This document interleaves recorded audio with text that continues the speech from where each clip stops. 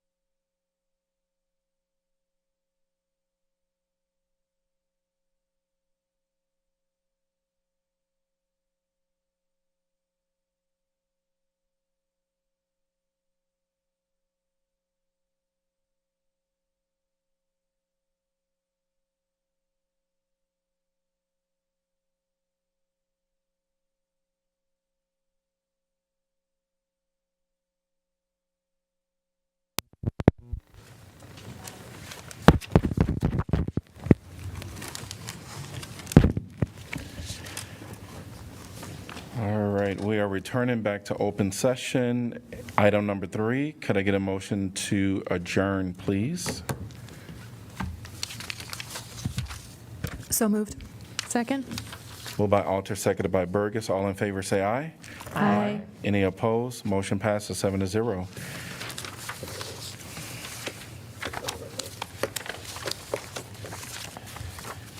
All right. All right, we're going to start the City of Iowa City Work Session agenda for September 6, 2022. And the first item is our fiscal year 2024 budget preparation. And I'll hand it off to our city manager, Jeff Fruin. Thank you, Mayor. Council, this is the time of year in which city staff are beginning to compile their budget request for fiscal year '24.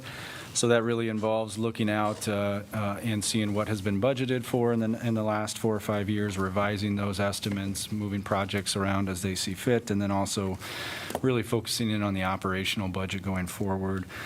Your review really does not start until late December, early January, but we always like to give you an opportunity as we're crafting our budgets to provide us any initial thoughts, ideas on initiatives that you'd like to see funded, existing items that you'd like to see changed in some way, shape, or form, anything new, basically, because it's always a lot easier for us to incorporate initiatives into the budget when we're creating that budget as opposed to once it's presented to you in January.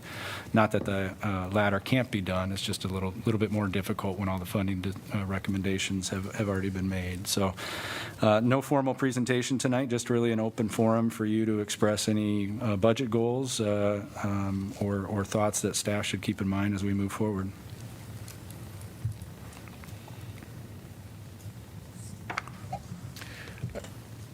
I always appreciate this opportunity to have this discussion. This Thursday, we'll be having our strategic planning, continuing that conversation. So even though I know a few of the hot topics is typically housing,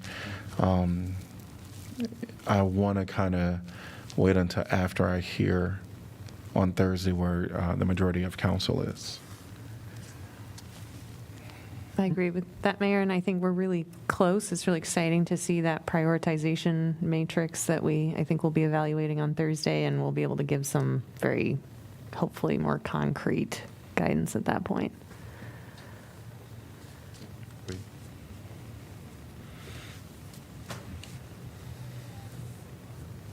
Any other comments at this time?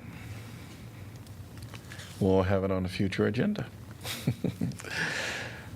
Yeah, Mayor, we always would prioritize the strategic plan agenda, so we can certainly include it, but you can just assume that wherever that lands this fall, that Sure. that will also be reflected, but we'll reschedule it as you see fit, certainly. Yeah, it all depends on how council is on Thursday. We can play it by ear, but if this needs to be back on the agenda, just reach out to any other councilors. Thank you. Anything else for this at this time? We're going to move on to Sidewalk Cafe policy updates. We're going to welcome Rachel Kilberg. Good evening, Mayor and City Council. So in your information packet last week was a memo on our Sidewalk Cafe policy and some updates that we were considering. So last year, the Iowa City Downtown District commissioned a Sidewalk Cafe policy case study as part of their downtown recovery brief coming out of the COVID-19 pandemic. And then since then, the council and the city have received some, subsequent advocacy to take a look at our Sidewalk Cafe program. So this memo, hopefully you had a chance to look at it, just provides a background on our program and includes some staff recommendations following our conversations among staff and with the downtown district. So I'll kind of walk through this memo, just hit the high points. I know it's kind of a lengthy one, and then take any questions or allow your discussion. So our Sidewalk Cafe policy is governed by both city ordinance and administrative regulations or administrative policy. In general, the goal of our program is designed to, serve restaurants or other non-alcohol-based establishments, so coffee shops, ice cream shops. I'm not going to do a deep dive into all of that, like I said, but just kind of touch on the high points. So our fee structure, our base annual fee was set in 1995 and hasn't been raised since. In 95, so prior to 95, council had adopted kind of a flat fee structure, and then in 1995 they moved to a square footage model and set that flat fee rate at $5 a square foot, which is what it is today for those non-elevated sidewalk cafes. At the time that was adopted, that council had, in their discussion, they had decided that was proportionate to the amount of right-of-way area that a business would be using and profiting from. And then in 1997, the program was expanded to allow cafes to be placed upon elevated structures. So then an additional fee schedule of $10 per square foot was added for those elevated structures. And again, that's what it remains today for sidewalk cafes on elevated structures. During that time, they also implemented one-time refundable deposits for when a cafe is placed on an elevated structure, as well as for anchored fencing, and those deposits also remain the same today. And then they came back in 2007 and added a one-time refundable deposit of $1,000 for any cafes placed within city-owned planter beds. This was kind of a higher rate, recognizing that those are a little bit more invasive and could be a little bit costlier if repairs were needed. And then in 2012, our program was again expanded to allow for cafes in the street under certain conditions. And so that was when the daily parking and bollard fees were established. Again, all of those remain the same today as what they were established when the council adopted them. Historically, we have waived fees in instances of construction, so the Ped Mall project, the Washington Street reconstruction project, and then as you'll see in our recommendations, the upcoming Dubuque Street reconstruction project. Sidewalk cafe fees were waived for the businesses directly impacted, and then for 2 years following the COVID-19 pandemic, we also waived fees for all cafes downtown. So as I mentioned, you'll see in the table in the memo that our rates remain $5 per square foot for non-elevated and $10 a square foot for elevated. And then depending on what the cafe is, there may be other accessory fees that apply, like a daily parking fee or electricity fee. There's one error in your memo. It says refundable annual deposits. Those are one-time deposits. So when a sidewalk cafe is started, they pay their one-time deposit, and that carries over from season to season. We currently only collect deposits for anchored fencing and any cafes that are placed upon a platform or a structure. Just to put kind of these costs in context, the average size of a cafe throughout the years is around 355 square feet, and that's an annual cost of $1,775 per year that business would be paying. We collect around just over $84,000 in sidewalk cafe revenues. That just goes into our general fund. Obviously, our general fund supports a wide variety of operations across the city budget, but it also supports our central business district maintenance operations budget, which is just over $285,000. So while sidewalk cafes are a great amenity, they do, of course, require more staff time and resources to clean, maintain, repair the downtown. So that revenue source does help there. The downtown district's sidewalk cafe policy looked at several cities across the United States. We also supplemented that with comparisons with Big Ten communities, as they're often facing, unique issues that many other communities are not. So just some brief findings from that. Our fees were most were charging either a per seat basis or square foot basis rather than a flat fee. Our fees were a little bit on the higher end of the other cities that we looked at, but were comparable to both Madison and Evanston. We ourselves and the city of Columbus, Ohio, were the only ones who collected deposits. And then we also have some of the more complex fencing requirements. Many actually did not require fencing. We require durable fencing, anchored in some cases, or fastened. But what's important to know about fencing is, especially when you're looking at cities outside of the state of Iowa, is that the Alcohol and Beverage Division regulates how cafes that serve alcohol must be delineated. So some other cities that we looked at may not have a similar regulatory environment. So then I'm just going to jump ahead to the recommendations. So there were several that we were able to act quickly on. There were others that after review and discussion, staff did not recommend proceeding with, and then several others that we would recommend proceeding with. So those that we were able to act on immediately was designated right away for food and drink consumption, came before you, I suppose, over a year ago now, to continue that seasonal closure of North Lynn Street. And we worked with the downtown district, and they were able to secure the licenses and the agreements necessary to allow alcohol possession and consumption on that street as well. So that's been a great addition up there. Infrared heaters, we currently allow those with the fire marshal approval. This may not have been clear to many business owners, so we just were able to clarify that. And then that next bullet point, we were able to create a Sidewalk Cafe FAQ document to just help answer some of those kind of questions that maybe weren't always so reader-friendly in the administrative policy or city code form. So then moving on to those that we discussed and are not recommending. So permanently reducing or eliminating sidewalk cafe fees. We heard from the downtown district, advocacy at different times to either lower the per square foot rate, adopt a flat fee rate, or ultimately eliminate them altogether. We do believe that our current pricing model is fair. It's a fair way to assess it when you have cafes of varying sizes, complexities, and also just recognizing that they are profiting from the use of public right-of-way. We did find that it was comparable to other college towns, and since we have not increased these since 1995, we feel that these are still fair fees. Expanding cafe permitting to bars serving drinks only, we are not supportive of this because, again, our program is designed to serve those eating establishments. Currently, it would need to be a code change to allow it as a non-conforming use, but really the goal of our program is to focus on those establishments serving food, providing food service as well.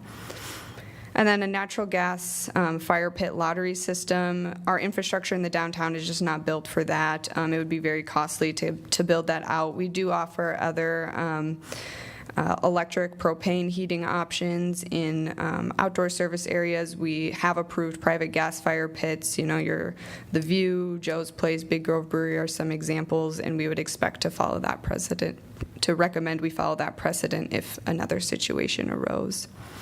And then finally, moving on to those recommended. So as I mentioned earlier, we would look to, again, recommend waiving the sidewalk cafe fees during the Dubuque Street reconstruction project for any of those businesses directly impacted by the construction, and we would plan to bring that before you within the next few months. We also would recommend eliminating the collection of the one-time refundable deposit. Those were originally instituted to encourage property owners to make repairs on their own rather than place that burden on the city. However, we have found that even when we are making those repairs, we're not holding those deposits, and again, in line with our research of other Big Ted communities, not many other communities are collecting those. So while it will place a little bit more of a burden on the city in the event that we do need to work through an agreement to pursue costs for any damages, we do think that it's a change that could help some businesses remove one more hurdle to opening a sidewalk cafe. The Downtown District's case study introduced this concept of major and minor cafes. This really would just delineate between, those larger, more complex cafes and then the smaller bistro styles. So I think the frozen yogurt shops are a great example where maybe they don't necessarily need as strict of fencing requirements or something like that. So we are in favor of looking into this idea more, working with the Downtown District to figure out how and where this will work, and then coordinate whatever policy policy or legislative changes are necessary. I would point out that it's likely that if we don't go this route, a minor cafe designation would probably not be an option for establishments serving alcohol because of those ABD requirements I referenced earlier.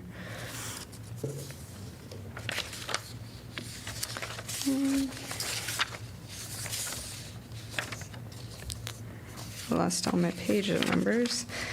All right, and then our next recommendation would be to expand sidewalk cafes to other areas throughout the community that it may work. Currently, they're only allowed in the CB2, CB5, and CB10 zones, which is really that downtown area. But especially as, you know, as a community, we're talking about more centralized commercial nodes and that 15-minute city concept. We do think there are other areas in the community where sidewalk cafes could apply. Town Crest and Old Town Village were two examples that came to mind when staff were discussing it. And then finally, we want to explore any options for seasonally relaxing regulations to encourage more wintertime cafes. This was one goal of the downtown district when they originally commissioned the study. So we'd like to work with them to take a look at any fencing or furniture policy changes that we could make to just make it a little easier for businesses to keep active in the winter and keep encouraging that foot traffic in the downtown during the winter. Again, have to add that obligatory alcohol asterisk to that if a business is serving alcohol, there we may be more limited in what relaxation we can do there. So happy to cover anything that I didn't in my briefish presentation here, but if you have any questions, I can also answer those. Yeah, thank you very much, Rachel. You referred to this, it's really helpful getting this overview. I hadn't realized actually before I read the memo how complex the whole system was. When the city does maintenance or the city does repairs, what does that consist of generally? Because if a cafe is occupying a certain footprint, what would the city be doing in that footprint? Ron, you can jump in if you have anything else, but it's more of if like a cafe leaves and they have anchored fencing and then they move out and that footing isn't filled or I don't know what the word is for it. That could be something that we need to come in and remediate after the fact. Yeah, I think the easy example that Ron would probably mention is if you think of a ped mall brick, right? If you're going to anchor fencing into the ped mall, you're going to have to take up a brick, anchor that fencing in, and then if that business were to close or they want to reconfigure the cafe in a future year, there's the repair to that brick, right? You have to buy a new brick and put a new brick in.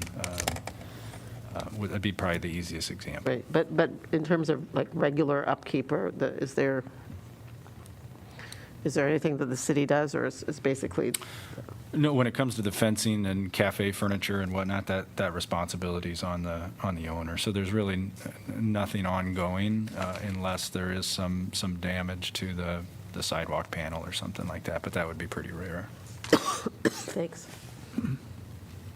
Rachel, one question I had would be the scope of the maintenance in the downtown area. So in other words, the ped mall. Is the city responsible for, if you have the building wall and then you have all the improvements, say that were done in the most recent renovation, is all of that the city's responsibility? We have an MOU with the downtown district for cleaning, and so it's shared responsibilities. I guess I don't know specifically what you're talking about, but for example, power washing, the ped mall bricks, the alleys, and then kind of spot cleaning the corners. Those are shared responsibilities between the city and the downtown district. But in terms of the capital, the actual, say, the hardscape, the lighting, the seating, the landscape. Anything that's outside of the Sidewalk Cafe property, the city would maintain, and then anything within the cafe, Both in terms of capital and operating costs. Yep. Yeah, I think the exception I would offer would be the district does some accent decorative lighting. I think the holiday season, the downtown district has fronted those costs historically. So I'm kind of reading into this maintenance operation budget of $285,000. That's addressing that kind of, in my mind, more comprehensive aspect to the operations maintenance. Correct? I mean, Yep, it's, yep. Yeah, that's largely going to be your trash removal. If you go down early in the morning hours, you're seeing staff drive through with kind of the smaller street sweeper, sidewalk sweepers. That's mostly what that effort is.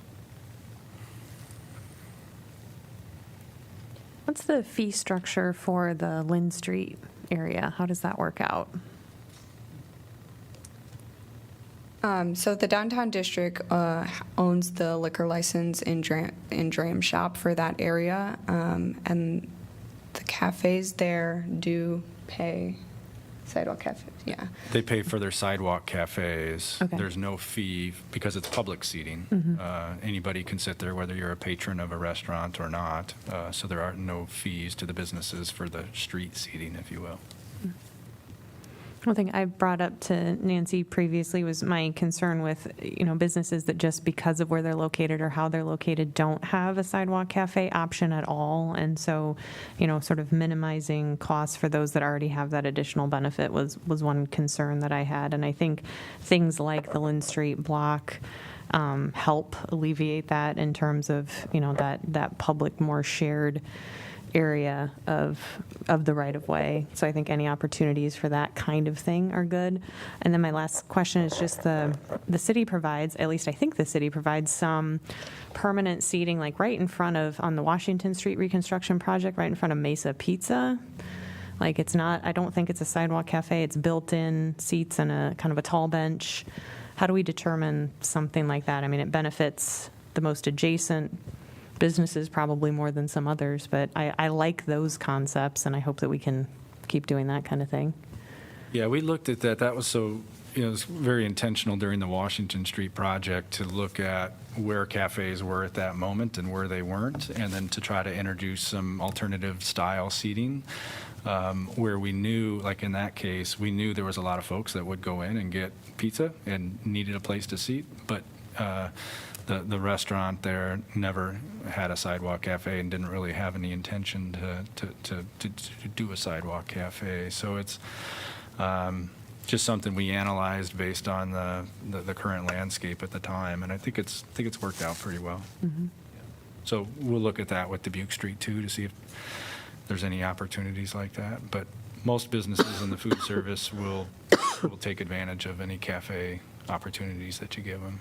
Okay, thank you. One thing I would add to that, I mean, one of the clear distinctions about those kind of benches that you're describing is that they are open to the public and, Yes. and cannot be, I mean. Which I like. That's, yes. Yes, Yeah. right. Any other questions before we go into deliberations? This is slightly coming from left field, but has there been any discussion between the district and the city about, you were talking about additional opportunities such as like winter, relaxation, right, of certain rules, about outdoor heaters and things like that to be able to help? Yeah, so we addressed some of that in the memo. So we currently allow electric and propane heaters with the approval of the fire marshal. So I think what a lot of cafes downtown will run into is spacing requirements. Okay, that was, right, I did, yeah, okay. Thank you.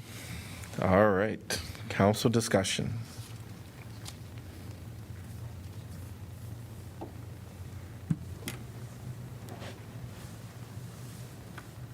I guess I'll jump out there. Well, I think it is, we have businesses that do work hard and they're, coming before us advocating for some relief. We understand the pandemic has, affected a lot of businesses and food costs has gone up and all that. The one thing that I will say is there's a lot more that we need to do when it comes down to, or that I'm interested in, and that is, exploring throughout our community other sidewalk cafes. So, kind of expanding that opportunity throughout the community. We are also going to look at, wintertime, potentially if this council approves, which I think that would be great to look at that wintertime exploring what that would look like. And then the major and the minor cafe designations. What does that structure look like as well? So I think overall, I'm very comfortable with, the fees. This is in a public right-of-way. It does offer a boost to individual businesses. I mean, sidewalk cafes are a plus for businesses should they have one. So as far as the waiving of the fees, I wouldn't support that, but certainly looking at the wintertime, exploring that. The one question I would have while we're doing that is snow removal, to make sure that we have some type of a MOU, or if that seems appropriate, or because that does become a little bit of an issue downtown. If one person does their snow and someone else doesn't. The other thing that I might talk about when we're looking at any type of revisions, I didn't see where cleanliness around a person's property had any type of association with the renewal of their cafe, Sidewalk Cafe. But I do think that cleanliness around a property is very important, and it can be tied to that. I think that it enhance compliance with keeping an area clean. Other than that, I'm looking forward to hearing about the major and the minor cafe designations. What would that look like after we've done some research? We do have natural seats in the downtown area with some of our bricks and that is placed, which is phenomenal.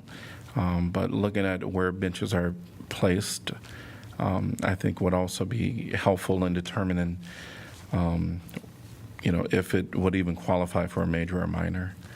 Other than that, I am happy to hear about the infrared heaters, that it is allowed, if I understood you correctly.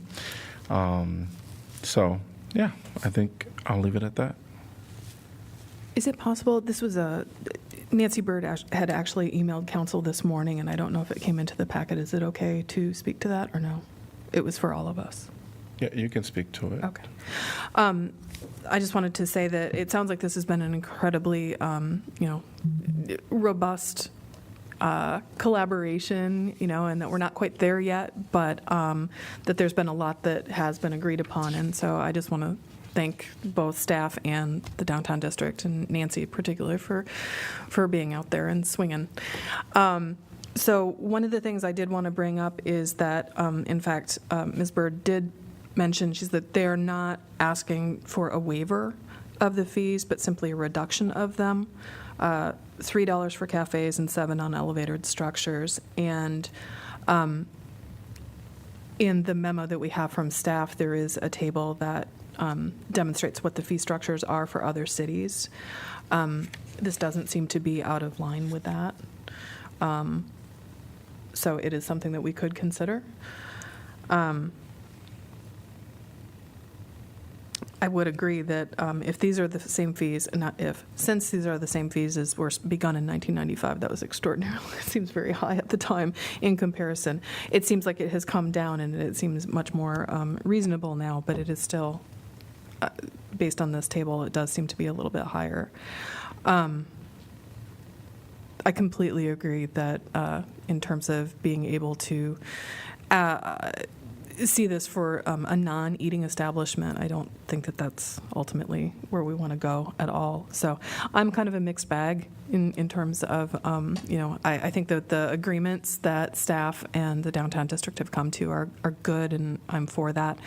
I do think it's worth considering the proposal, or counter proposal, if you will, from the downtown district about reducing the fees somewhat.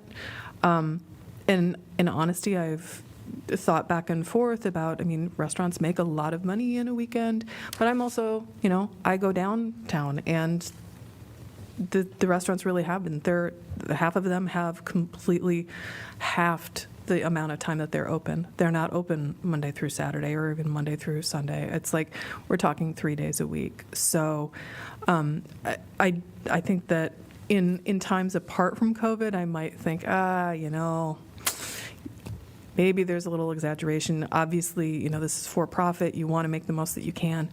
But in this instance, I think that there really may be some validity to this, because this isn't just like, oh, well, we had to shut down for a little bit. It's like restaurants are not coming back for myriad reasons, but that truly is going to impact them in terms of how they can survive on a long term. So I just offer that up for consideration for people. $3 and $7 seems to me possible to consider. Could I add just one thing to that? I want to make sure that I have made my statement clear.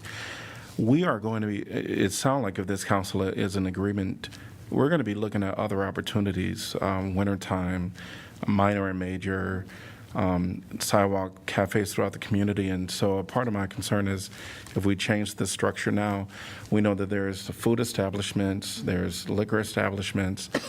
If you're in a prime area versus not so prime, I think if we change the fee structure, we could be put in a place where we don't want to be, potentially. That's the only thing I would add to clarify my position on that.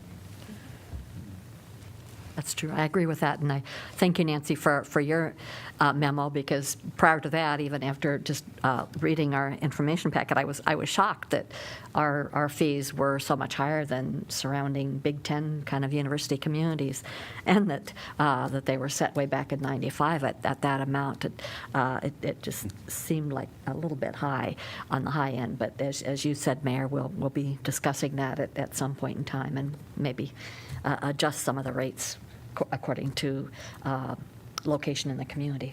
That'd be an option.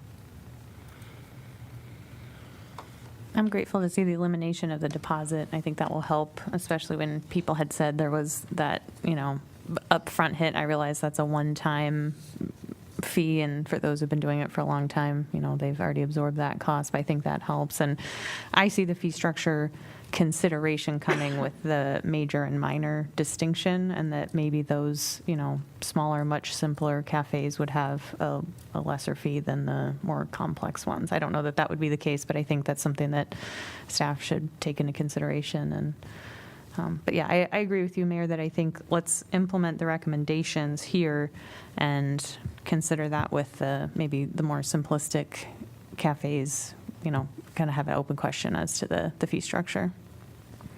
Yeah, if I could just jump in real quick. If you look at the specific portion of the memo on major and minor, staff does indicate that it would kind of address policy provisions such as fees, fencing, spacing regulations. So I think we would be certainly open to that idea if there's no fencing required. If it's just a couple of seats outside your yogurt shop, if you will, then there could be a lower fee tier for those types of businesses. I would agree with all of that. One question I had, and I noticed that some of this talking about fencing, and I get like good fences make good neighbors, plus there's the alcohol issue, all that kind of good stuff. The other thing I noticed too, comparing to other cities, was if the fencing requirement existed and what those look like. Is there anything in terms of what we require in terms of the materials for the fencing? I know we have a pretty elaborate one compared to other cities. Maybe it's exactly what it needs to be, but I was just wondering if anybody had any thoughts about, like, is there another way that the city could be part of a cost savings while still accomplishing all the things that the current fencing needs to do? And I don't know that's what the answer to that is, but that's one question I had as I was reviewing this material. So I don't know if anybody has a thought on that at this point in time, but maybe that's just something to put in the mix. I think, that we do require a durable material, and I think there's multiple acceptable materials. I can tell you, just visiting a few of these cities that have cafes, I'd be hesitant to move away from a fencing. I originally thought that may be something to do, but I've seen some other delineations not work so well in practice. I was in one of these communities recently, and it was just kind of empty old kind of whiskey barrels with rope tied around it, and looked neat, but you get these sagging ropes that kind of hung down on the sidewalk, and you could see where cafe lines weren't exactly straight, and as a pedestrian, it really influenced, how you walk. So I think we're open to looking at other options. I think we've been open to like planters in the past that are durable, that could provide some enhanced aesthetics. But I would hesitate to go something that's easily movable, because we would see that creep a little bit, and we try real hard to maintain that 8-foot walkway at all times. And I think without somebody that's going out there and looking at it on a regular basis, that 8 feet becomes 7 feet, becomes 6.5 feet, and I just not sure that's something that we want to get into. But if there are other structures that could provide that same durability that are maybe easier for businesses to afford when they're investing in their cafe, I think absolutely we're open to that. And then one other thing, I was assuming, this was kind of implied, but there is a challenge created between the needs of the fencing, what the fencing accomplishes, and then in wintertime with snow removal, because they're in the way probably for the, maybe makes it much less efficient to clear off and all that kind of thing.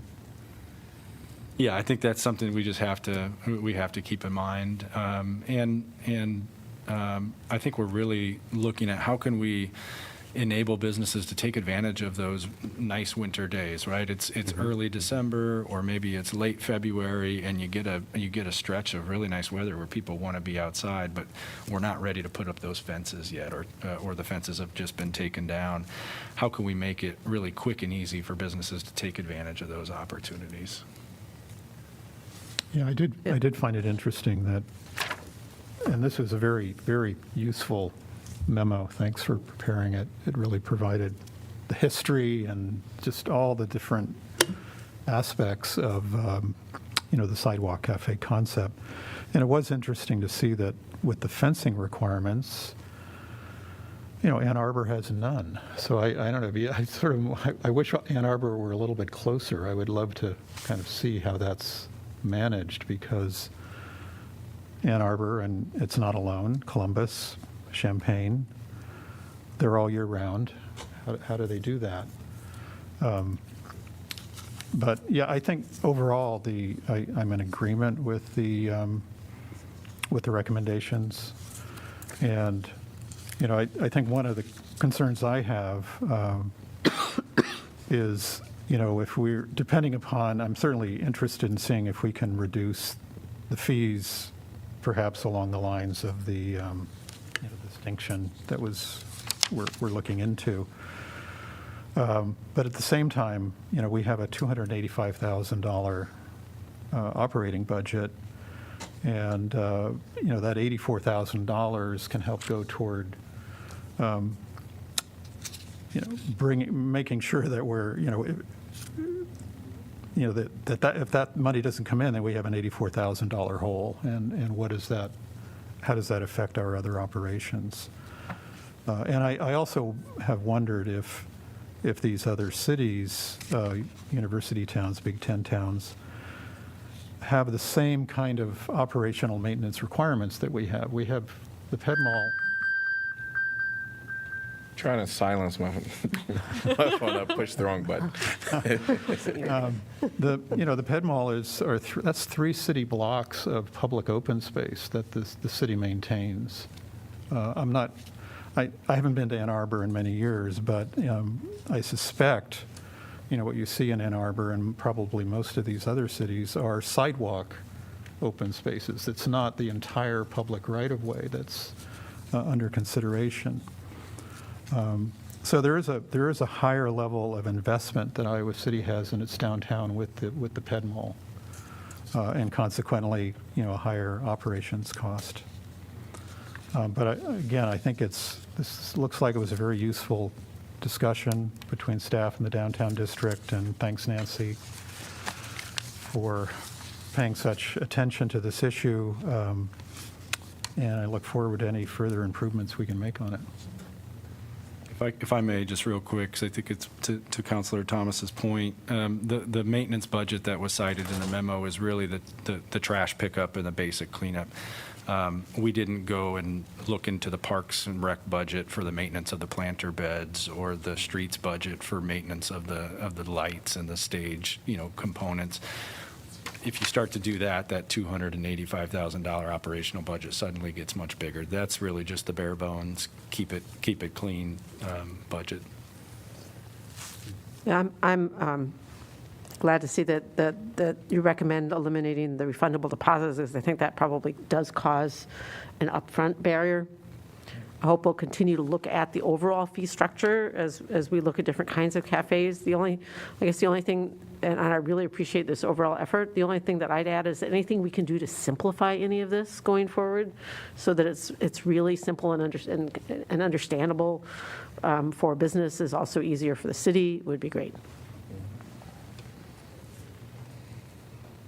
Yeah, I did look at Evanston's permit process, and they did have different fees depending upon the type of business was under consideration. So there was kind of a range in the fee structures, which kind of speaks to the, this distinction we're trying to make between the major and minor cafes. Any other discussion on this? Staff, do you have what you need? So as Rachel mentioned, there's two components. There's an ordinance change that'll need to happen to address some of this, and then there's the regulation piece that follows. We're happy to prepare this. I'm thinking what I heard from the majority was the fee structure stays the same except for minor cafes. There's an agreement to look at lowering for that tier. If there's a push to lower for all cafes, we need to know that before we prepare that ordinance. And we'd like to do that this fall, well before folks are starting to renew for next spring. So can I just get clarification on what direction for the fees themselves? I might make a suggestion, is that you bring that back to council before it's on our agenda for a vote. So in a memo, or So another work session? you can do it in a memo, and then I think we should probably see those minor cafe rates. At least that would be my personal preference. Or do people just want to see it sit on the agenda? I understood Jeff's question as, is there direction to overall reduce the rates? Or are we just looking at bifurcating, keeping the rate structure the same for presumably major cafes and looking to potentially reduce for smaller? I think that was the question. And I think I was the only one who actually brought up the lower rates. Okay. So as long as there have been multiple options for different scenarios in terms of the future. So I'm in the minority here, I think. That's kind of where I was coming from, too, is perhaps lower rates, because I just think, us standing out with so much higher rates than other Big Ten universities, but doing the different parts of the community, depending on where the location of. I think the Yeah. I think the reality is we could change whatever we want if it's on the agenda. We can adjust amounts. But your question is, Yeah, I think our next step would logically be to bring you the ordinance and then the regulations that go along with that. I just want to make sure that all the blanks are filled in. I'd rather not bring you an ordinance and just have you decide that evening, unless that's what you want. But so do you want a second work session item on this topic to hammer out the fee structure, or do you want staff to just recommend a lower rate on the minor cafes and come back to you? I would be okay with that. You might also, the other thing that I thought I heard was looking at potentially different rates in different areas of town, and that may not be, which may not be doable, but that's something that I heard. And when a new ordinance passes, is it at that point that deposits already made would be refunded? Yeah, we'd have to figure out logistics on that, whether we just credit that amount for a renewal situation or we actually refund. But yeah, we would be able to move on that fairly quickly, I would think.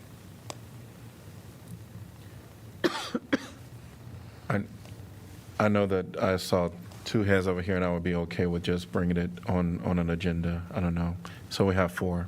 So just bring it on the agenda in the future, and we'll go from there. Any other items?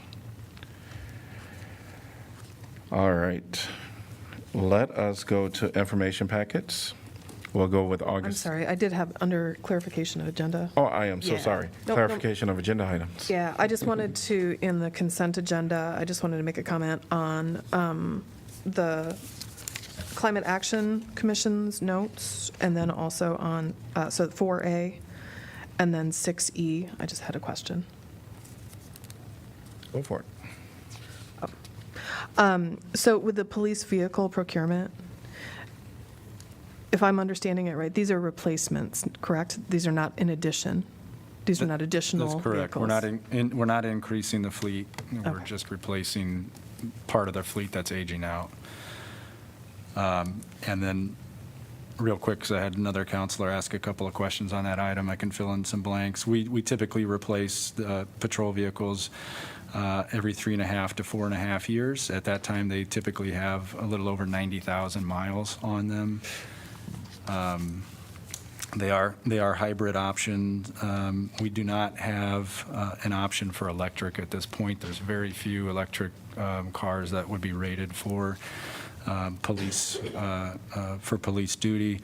And like all electric cars right now, the lead time on actually getting one, if you can actually get into an ordering system, is substantial. So we couldn't take advantage of that now, but it's definitely something on our radar. Thanks. And 4A? Oh, I just wanted to wait until, Oh, that was all. sorry, it's to Okay. let you know that I. Great. Sounds great. Anything else for the clarification of agenda items? Information packet, August 25th.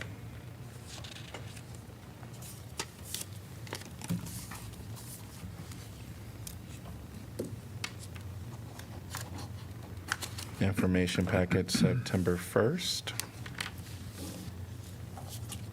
Thanks, Councilor Hermson. I don't remember what IP it was, but 7 for the film, A Decent Home. Very powerful film. I hope there's more opportunities for people to see it here in our community. Yes, thank you, and thank you. It was, and again, the information in the packet is just some additional background information from advocates for mobile home residents and some of the stuff they've been looking for at the state level, even though we're not setting state law here. As we look at local policies and things like that, I thought that might be a good piece of information to have in front of us. So. All right. We're going to ask the University of Iowa student government to come up with their updates.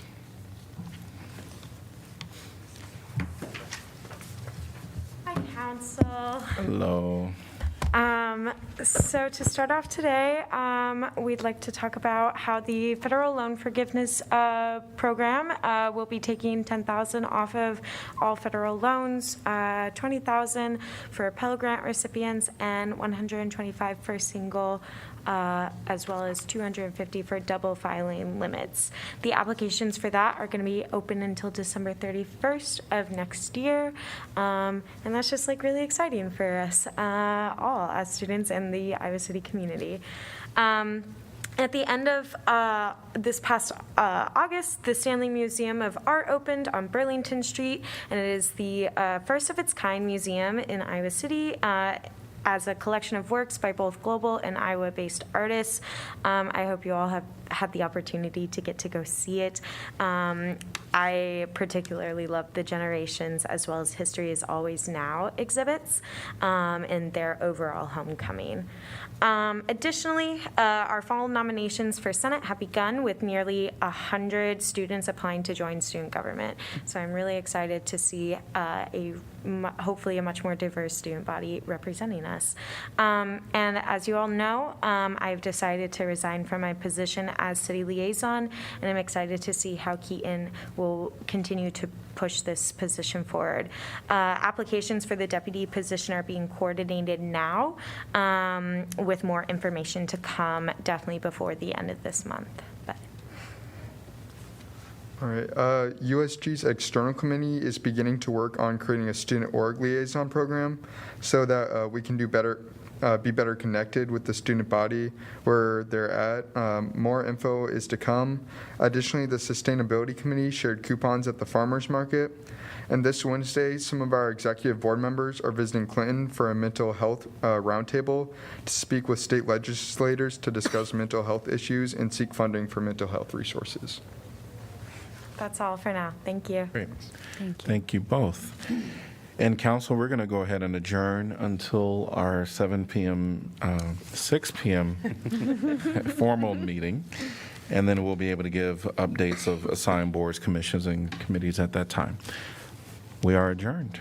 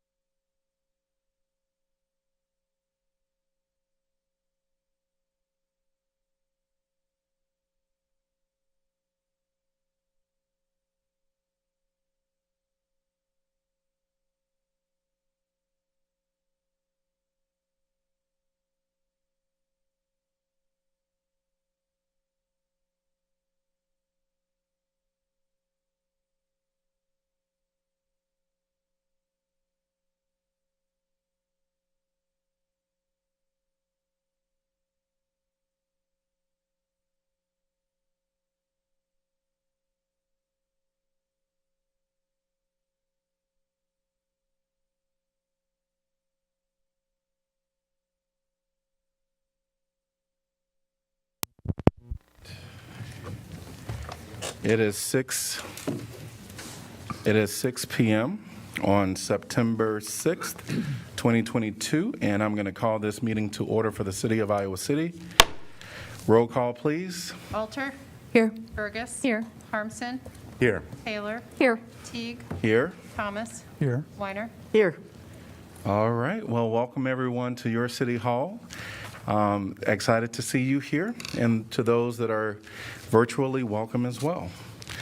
We're going to start with proclamations, which is item number 2. 2A is International Day of Peace, and this will be read by Mayor Pro Tem Alter.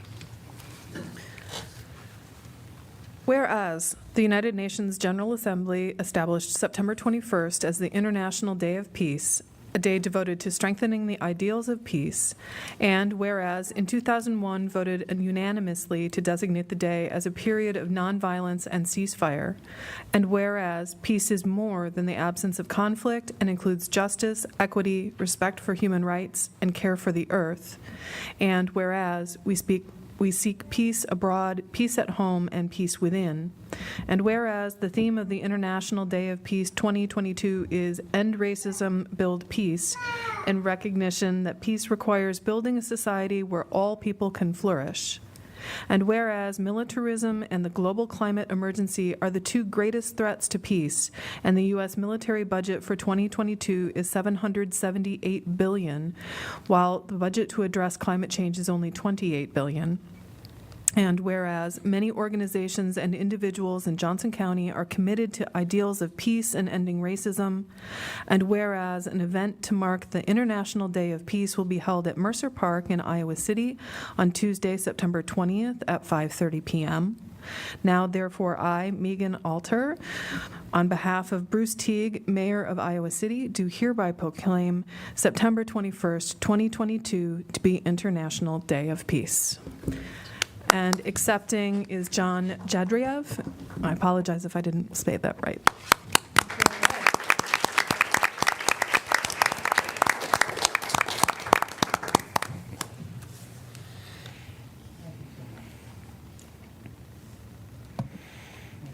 Yes, thank you. And feel free to give some words. And the mic is right there. Sure. Yes. Thank you, Megan Alter and the City Council. It's an important day for us to recognize an International Day of Peace.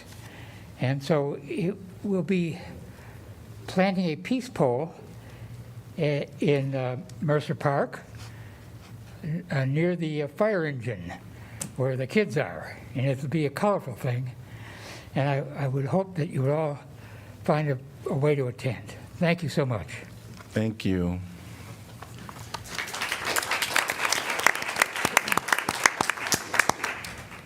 Proclamation number 2B is National Senior Center Month, and this will be read by Counselor Taylor.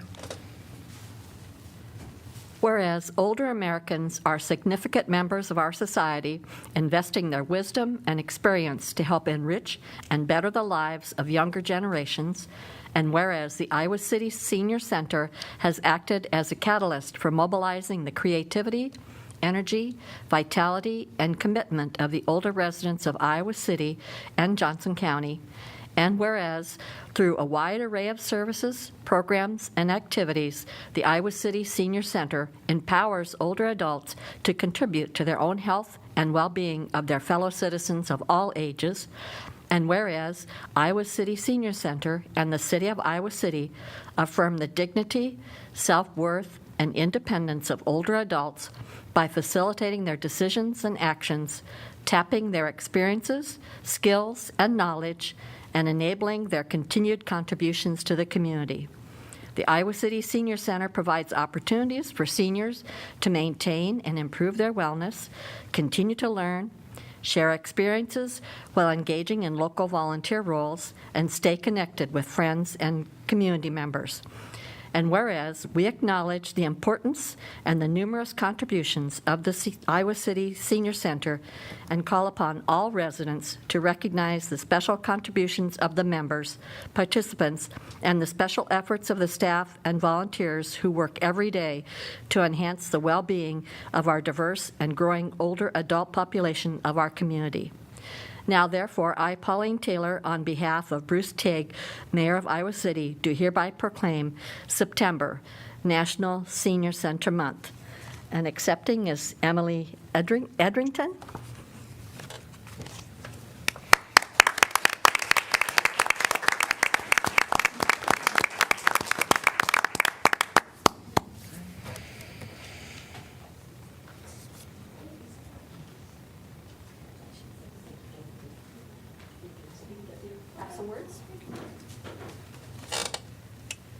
Hi, everybody. I just want to briefly say thanks so much for the City Council's ongoing support of the Iowa City Senior Center. Obviously, we couldn't do it without you. We are dedicated to enhancing quality of life for a growing and diverse older adult population by creating opportunities to promote and support wellness, social connections, lifelong learning, and community engagement. So we really appreciate all of the ongoing support, and thank you for recognizing National Senior Center Month. If anybody's interested in learning more, visit icgov.org/senior. Cool. Great. Thank you. Have a good night.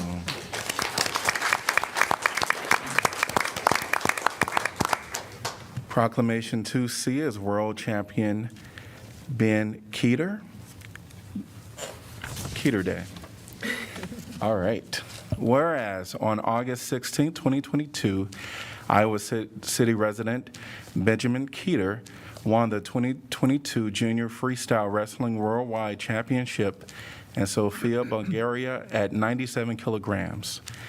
And whereas Keeter won all 4 matches in the tournament and pinned his opponent from Turkey in the gold medal match. And whereas Keeter outscored his opponents by a combined total of 45-17, and whereas the Iowa City High School senior became the 4th City High student and 5th Iowa high schooler to win the Junior World Wrestling Championship. And whereas Keeter is only the 6th American wrestler to make the junior men's freestyle world finals the summer ahead of his senior year of high school. And whereas Keeter enters the 2022 through 2023 wrestling season with a record of 72-0 and will attempt to become Iowa's 32nd 4-time state wrestling champion. And whereas Keeter won the gold medal at the inaugural Dan Gable Donnybrook Wrestling Tournament in Coralville in December 2021, and whereas the University of Iowa recruit is a 4-sport athlete who competes in football, wrestling, track, and baseball, and whereas the mayor, city council, and the citizens of the great city of Iowa City are always proud of the academic and athletic achievements of their local students. And now, therefore, I, Bruce Teague, Mayor of Iowa City, do hereby proclaim September 6th, 2022, to be World Champion Ben Keeter Day in Iowa City.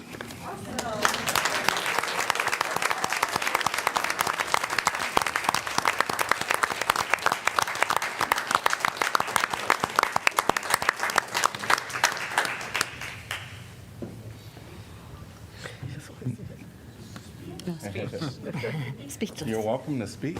I don't have much to say. Just thank you guys. This is a huge honor, and I just want to thank my family as well. So, yeah, thank you guys. Great.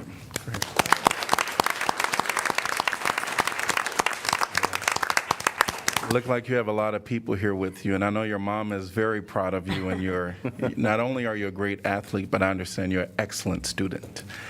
So thank you, Ben, for all that you do in our community. We're moving on to consent calendar, items 3 through 8. Could I get a motion to approve the consent calendar? So moved, Taylor. Second, Weiner. All right. Anyone from the public like to address a topic that is within our consent calendar? If so, please come forth. If you are online, I do see Sarah Barron online. Welcome. Mayor Teague, members of City Council, I'm not sure if I'm part of the consent calendar or not, but my neighbors and I do have a few remarks about a rezoning request that you folks will be considering today. Okay, yep, that's not on, Item 10. that'll be later in our agenda. Okay, great. Yep. Thank you. Sorry about interfering. Welcome, Sarah. Hi, counselors. Thank you so much for taking my comments today. This is Sarah Barron from the Affordable Housing Coalition. I wanted to draw your attention to part of your consent agenda. I believe it's item 6D, authorizing the city to pay itself about $700,000 in ARPA funds to make up for the utility gap in payments that were due to the suspension of water shutoff during the COVID pandemic. Let me start with a profound thank you to the city and the staff for making the decisions that lead us to this point in the conversation. Keeping people's water service on during the pandemic was a significant public health intervention and a huge support for housing stability during a very uncertain time. I would like to suggest to you that in addition to using this public money to pay for people's utilities, you commit to a stronger process for leaving people's water on. Using punishment to get people to pay their bills is not our best practice. I know that we can do better. I appreciate that the city has invested some time and effort into looking for better ways to support lower income residents in paying their utility bill, and appreciate that. And I believe that a more robust process where we really do an equity-focused review of the current practices and procedures and programs and get more input from nonprofits and from residents themselves can lead us to better outcomes. If you're wondering whether this is the right choice or not, I would encourage you to imagine that you are the city representative who goes out to someone's home because they have an unpaid water bill, and you look at that household member in the face while you disconnect their access to fresh water. That is the decision that you're authorizing when you agree to shut off people's water for non-payment. And I know that because you are people who pursue justice and equity, because you are people who seek to foster peace and a community where everyone can thrive, you want to imagine an Iowa City that can do better than that.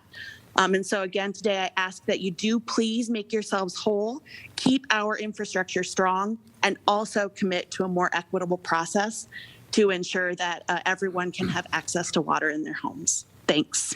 Thank you. Would anyone else like to address a topic that is within our consent calendar? Seeing no one, council discussion. Roll call, please. Oh, just a second, Mayor. Oh, I'm sorry. That's all right. No, I just want to second what Sarah Barron was saying. I think that's, it's very important. First of all, I wasn't on the council when the decision was made to keep from shutting people's water off. So thank you to the council members and city staff. That was absolutely one of those moments where you're proud to be in Iowa City and to have people that represent you that express those values. I think it's very important that we make our water system whole, that we keep our infrastructure in place. We've seen in the news, if you watch the national news, other communities which did not keep investing in their infrastructure and are paying huge prices for that today. And I think it makes sense if we can to commit to seeing, what we can do moving forward so that we have the most equitable process. And I don't know if maybe there's a minute so I know the city's already does some of those things. And I don't know if Jeff, you have a minute to kind of walk through, like we haven't just been walking out, shutting off water left and right is my understanding, and then maybe to kind of, as we move forward, to look and see if there's even more that we can do. So if that's just, again, voicing my support for that concept. I'm seconding that as well. When I was on the Housing and Community Development Commission during COVID, Sarah Barron had raised this as as something, brought it to attention of council and commissions, and it seemed absolutely to be the right thing to do, and Iowa City got behind it. I like the idea, the suggestion of it's always a balancing act, because we want the ARPA money has a deadline on it and a timeline, and I know that our budget is hurting, but I also very much agree that if we can look at different alternatives and work with, between staff and other entities, as we did with the downtown district that we talked about during the work session, to find alternate agreeable ways to move forward, then I certainly think that it's worth considering if we can do that with what might be, to quote Sarah, sort of best practice, and what would be equitable for residents to make sure that we keep water on. Yeah, real briefly, I think it's well outlined in the staff report in your packet, but as a reminder, we did do an equity review in October 2020 of the practices, so we took the opportunity to examine all of our practices when we did not have shutoffs occurring. That resulted in us coming before council and requesting numerous fee reductions for folks that are households that may find themselves in a situation where they're having an inability to pay their water bill. And I say water bill, but please know it also has sewer and refuse and stormwater. It's all itemized there, but it's a little bit more than water. Those changes were estimated to reduce our annual revenue in those utility accounts by about $150,000. So pretty substantial changes to try to, again, reduce some barriers. We also expanded our low-income discount program. And I always encourage people to call our staff or stop by here at City Hall to see if they are eligible for our low-income discount program, which provides up to 60% off of the utility rates. And we did expand the eligibility during COVID through that process. But that's an ongoing program that existed pre-COVID and will continue to exist. And then for residents that have the ability to do so, we also have a donation option on your utility bill. So you are able to pay a little bit extra on your bill to help support that low-income discount program. Going forward, we encourage those that have the ability to do so to participate in that program. We did do a quick look, I wouldn't say it was in depth, of other practices outside of shutting off water throughout the country. Unfortunately, we didn't find anything that we thought would work here. I would say the vast majority of cities, well over 90% that operate utilities and even private utilities, have to rely on the shutoff as that final option. I will say that our staff will work to set up payment plans with anybody, so you do not need to necessarily come in and have that entire past due amount to keep your water on, but you do need to engage with us. I think where we have situations that result in water shutoff are those situations in which we have no communication from that household after several attempts of us trying to reach out in various methods. So if you do find yourself in that situation, or you know somebody in that situation, the best thing to do is come in and let's figure out a reasonable payment plan that would work for the household budget. At that time, we can also look at whether that household would be eligible for the discount program. And oftentimes we find that people that come in that are struggling to pay may not be aware of that payment plan. We're able to register them very quickly and help alleviate some of that stress. I also just want to highlight on the same item that we are wiping clean any delinquent amounts up through May 31st of 2022. I know previously when the council, when we were forbearing from shutoffs and talking about what our options would be in the future, we were considering, what kind of collection could we be looking at and how might we approach that. So I'm grateful to see that our option tonight is to wipe those clean for people who got behind up until that date. In all that said, assuming there's a majority of the council in support to leave that discussion open, that door open to community partners, from the Affordable Housing Coalition, or any other commissions that have maybe want to look at some additional sorts of layers of things to do, that is a door that is open and will remain open. Is that a safe assumption? Absolutely. I'm sorry. I was going to go to a different item. I just wanted to say thank you for the reminders of what is in place at the moment. Thank you. On item 6E, Mayor, we talked a little bit about this at the work session, but I just want to highlight that's for the procurement relating to police patrol vehicles. I know Mayor Pro Tem and I had both asked some questions regarding this, so just to clarify, this is not for any additional vehicles. These are vehicles that already exist that would be replaced and funds that are already existing, correct? That's correct. These are existing budgeted funds and existing vehicles. The fleet is not being expanded. Actually, when we put together the budget, we thought that we would be replacing 6 vehicles at this cost. Unfortunately, due to cost increases in the automotive industry, we're only able to replace 5. So we're actually holding on to one of our patrol vehicles a little longer than we normally would, and we'll look to replace that one with next year's planned replacements as well. And then the longevity of these vehicles we'd expect to be not more than 4.5 years. Yeah, we average between 3.5 and 4.5 years, and by that time, the patrol vehicles usually have between 90 and 95,000 miles on them. They still have some resale value at that point, so that helps us with the purchase of new vehicles.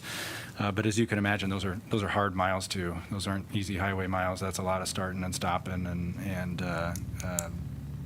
that many miles in that short a period is pretty hard on the vehicles. Thank you. I also wanted to call attention to item 6C. The other thing that we're doing with ARPA funds is signing an agreement with the Center for Worker Justice of Eastern Iowa to address wage theft in the community and sort of make it so that they can hire the person to work full-time on that. And just having passed through Labor Day, it's really important that people be paid a fair wage for the work that they're doing. I agree with Councilor Weiner on that. This wage theft issue is something that's it's a very real issue out there. It's not something that's just been dreamed up and is coming and going. It's out there and will probably be a continuing issue. And I think it's very important that we're going to help with this for the Center for Worker Justice.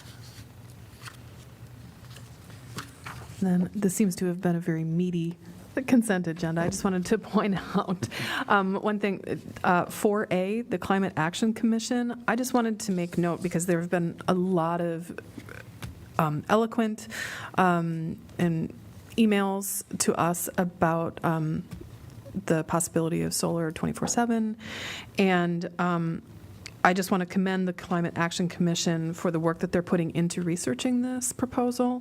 They've been reaching out to a cohort of cities that are also exploring this. They are creating a really thoughtful bank of questions and considerations, and I know are working to provide us with sort of a summary of the work that they've been doing. So I know that time is of the essence in terms of looking at climate action, but I just want to let the public know as well as the commission know that I appreciate what the commission is doing and that they are really digging into this issue and looking at all angles of this to see what are our best steps working forward in a whole and equitable way, to borrow some terminology. So I just wanted to make mention of that.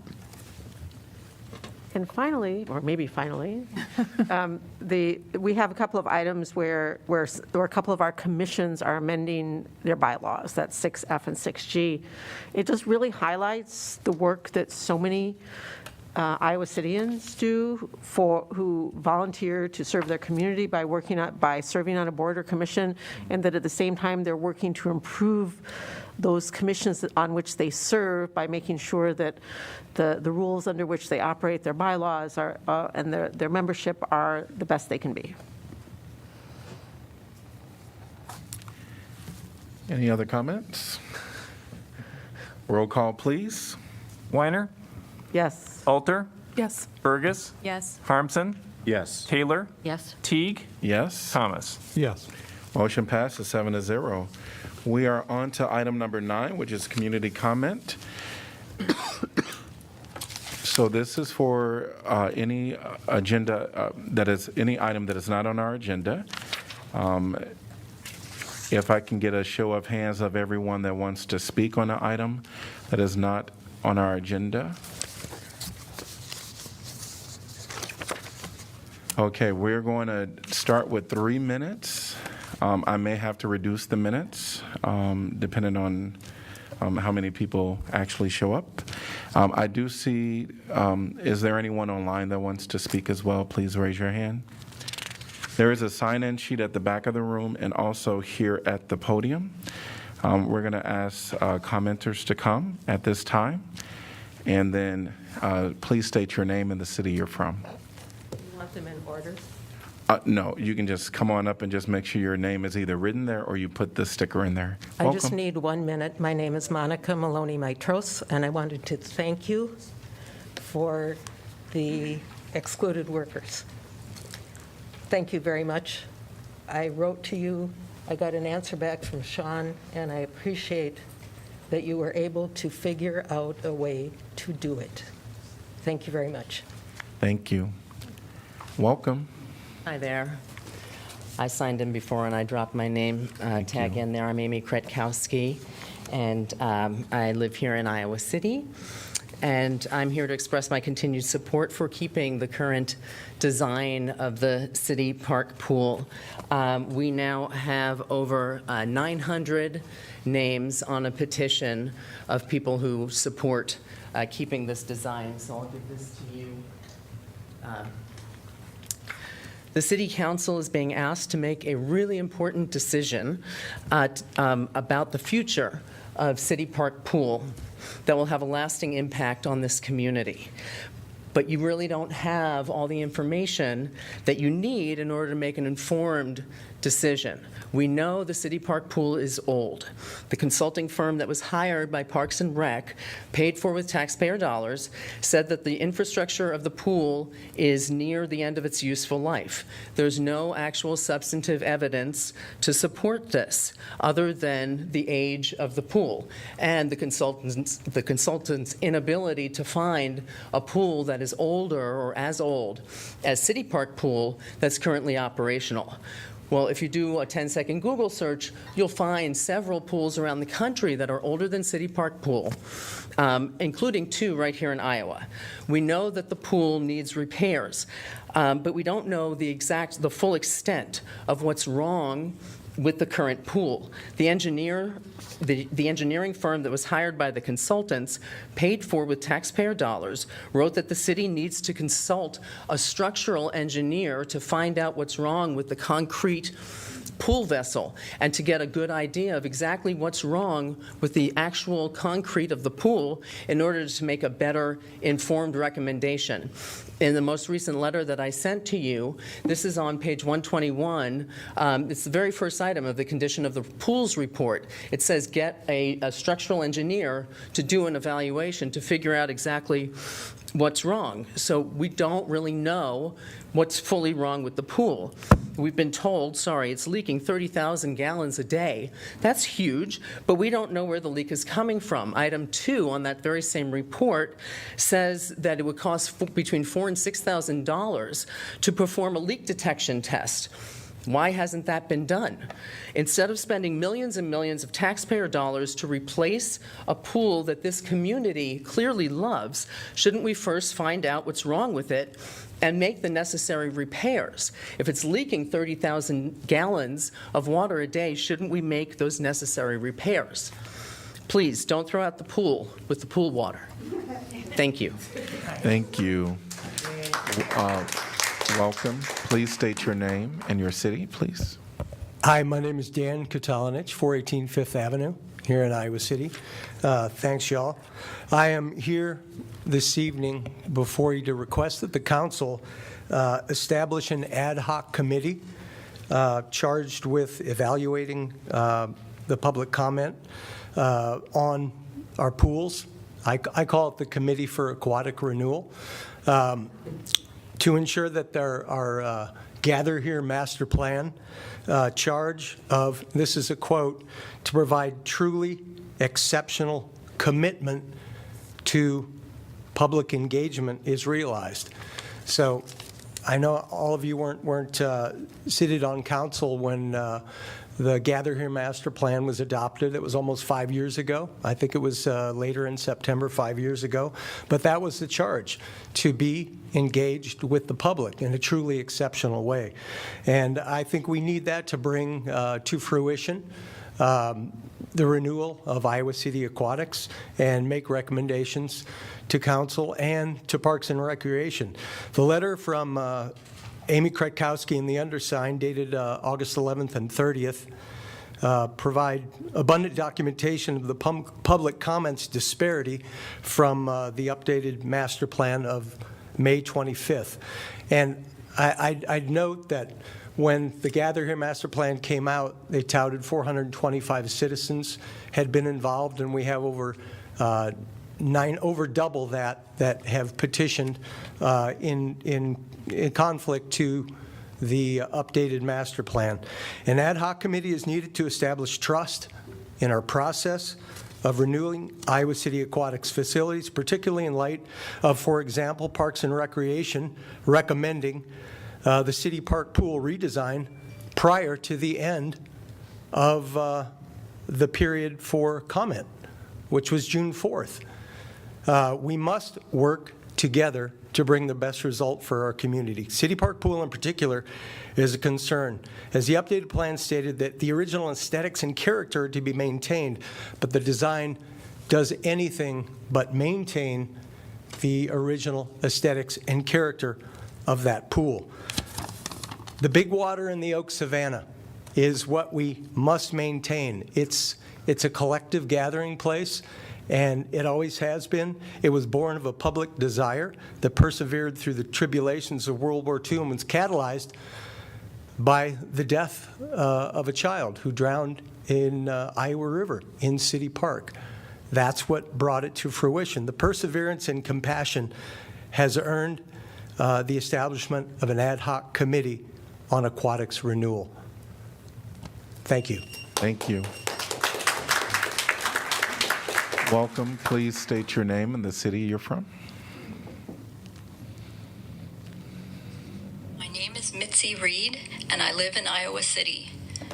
My family recently invested our entire future in Iowa City's promise of a vibrant, livable downtown. We are living our dream within walking distance of wellness and recreation services, groceries, shops, as well as amazing restaurants and entertainment. Now we need you to continue delivering that promise by seeing the truth about the Robert A. Lee Pool. The truth is, affordable access to a downtown pool is critical to promote the life-saving skill and lifelong fitness activity of swimming to serve current residents and attract others to live, visit, and invest their money in and near downtown. The closure plan ignores the facts. The city's grossly overstated costs and severely undercounted pool attendance are used to justify closure, when the fiscally responsible choice is to renovate and revitalize the RAL pool. Public comments confirm residents value aquatics above all other recreation services. They are overwhelmingly against closure of the RAL pool and consolidation of all indoor aquatics to Mercer. It stands to reason they would also oppose a future multi-million-dollar bond required to fund it. Centralized aquatics also directly conflicts with goals to promote geographic equity and prioritize facilities and programs that are equitable, accessible, and responsive to the Iowa City community. No alternate use would attract a wider range of long-term customers downtown or deliver the broad appeal and health benefits that a pool provides. City staff have made it clear they don't intend to retract the closure proposal, despite overwhelming public opposition. So it's up to you, our elected city councilors, to stop this contrived plan from eliminating our affordable and accessible means of lifelong health from the heart of Iowa City's downtown. Thank you. Thank you. Welcome. Please state your name and city. Ann Stapleton, Iowa City. You'll hear a theme here, but data and community input do not support closing or repurposing the Robert A. Lee Pool. This is clear from the many reports and surveys published this summer. I want to address the damage that diminished hours at REL's pool is already causing and that a closure could worsen. Since January, administrators have reduced access to the pool, which is now only open from 6:15 a.m. to 9 a.m. and 11 to 1. Very difficult hours for families with children and anyone with a traditional daytime work schedule. First, the pool's diminished hours and threatened closure ignore the feedback of Iowa Cityans who have chosen Aquatics, as Mitzi said, above all other programs and prefer a downtown central location, finding REL more accessible. Why alienate this broad segment of Iowa City when the purpose of a community center is to bring people together? Second, REL's reduced hours are already preventing many children and adults from taking swim lessons, a necessary life skill that can prevent drowning. REL's pool is now closed every weekday afternoon. That means after school and when many adults finish work. Some parents have been unable to schedule the lessons they need at Mercer, the only pool now open most weeks year-round in the afternoon. To compound this, Mercer is closed during swim meets. This lack of access is unnecessary. REL's pool is functioning well and provides access to all ages and abilities, yet staff have reduced access when children could be learning to swim. Finally, closure of REL would affect all aquatics users in Iowa City by limiting opportunities and leading to potential overcrowding at Mercer when it is open. This includes people who can't drive to Mercer, aquatics users with conditions that cannot tolerate Mercer's cold water, downtown residents who rely on REL's central location, and others. When I use the REL pool, I often encounter more than 15 people in the pool at the time I'm swimming. Why shut the doors to this well-loved, widely used facility? What if, rather than a campaign of closure, Parks and Recs promoted the value of the REL pool, where children and adults can learn the life skill of swimming, where toddlers can begin a trajectory of health that continues through retirement age, and where all Iowa Cityans feel safe and comfortable enough to let their hair down or take their wigs off, as in my case when I was undergoing chemotherapy. Please don't close this community-centric, inclusive pool. Thank you. Thank you. Welcome. Please state your name and city. Thank you. My name is Karen Crane, and I am an Iowa City resident, and I'm also a friend of the Robert A. Lee Pool, and I want to start with a compliment. The Parks and Rec Assist program that offers free swim lessons to children, depending on their household income, truly makes me proud to be an Iowa City resident. I believe that every child should be able to swim at a pool or go to Lake McBride and get a paddleboard, or Terry Trueblood and get a paddleboard, or just go to the beach at Lake McBride and be safe. And the Rec Assist program has really promoted that and made that a possibility for so many children, and I applaud that. And I'm not alone in feeling this way. The Gather Here survey showed that 91.8% of those surveyed also believe that every child should have swim lessons. And that's what brings me here today. Because if a pool is closed, if a public pool is closed, there will not be access to swim lessons, which is a life-saving skill. And I'm not alone in feeling that way. I have a stack of signatures, 1,163, but who's counting? And they are all adults from Iowa City. We have stricken some of the names because we did not think that they lived in Iowa City or they were not adults. But 1,163 adults in Iowa City agree that the Robert A. Lee Pool should remain open. We have an additional letter that includes 160 people who are not counted in the 1,163 who will also sign on to this initiative. And in addition to expressing that feeling, I want to point you to the Gather Here community engagement findings. And these findings, which are the city's own, show that 68.7 of the people surveyed have an unfavorable view about having all indoor aquatics moved to Mercer. There's another 10% that's neutral. So when you add those, you have almost 80% of the people surveyed saying they do not want all indoor aquatics at Mercer. And I think that the goal of having swim lessons for all, access to the water for all so that we have safe kids and healthy adults is a great vision for Iowa City. And I know that my friends in the audience join with me in hoping that you will invest in, preserve, and protect the Iowa City downtown pool at Robert A. Lee Aquatic Center. Thank you. Thank you. I'm going to give these to you. Thank you. Welcome. Please state your name and city. Hi, I'm Sue Prothero. I live in Iowa City. I've been swimming at City Park for over 40 years. I've also lifeguarded, taught swimming lessons, and managed that pool. So I think I have a broader view of its use than almost anyone. I think that the crux of the City Park issue is pool design.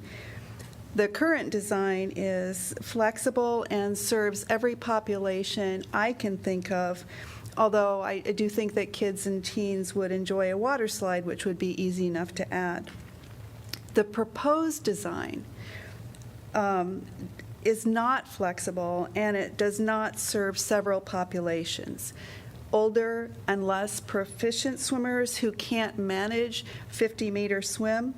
These people are currently using the 25-yard lap area that is open during open swim times.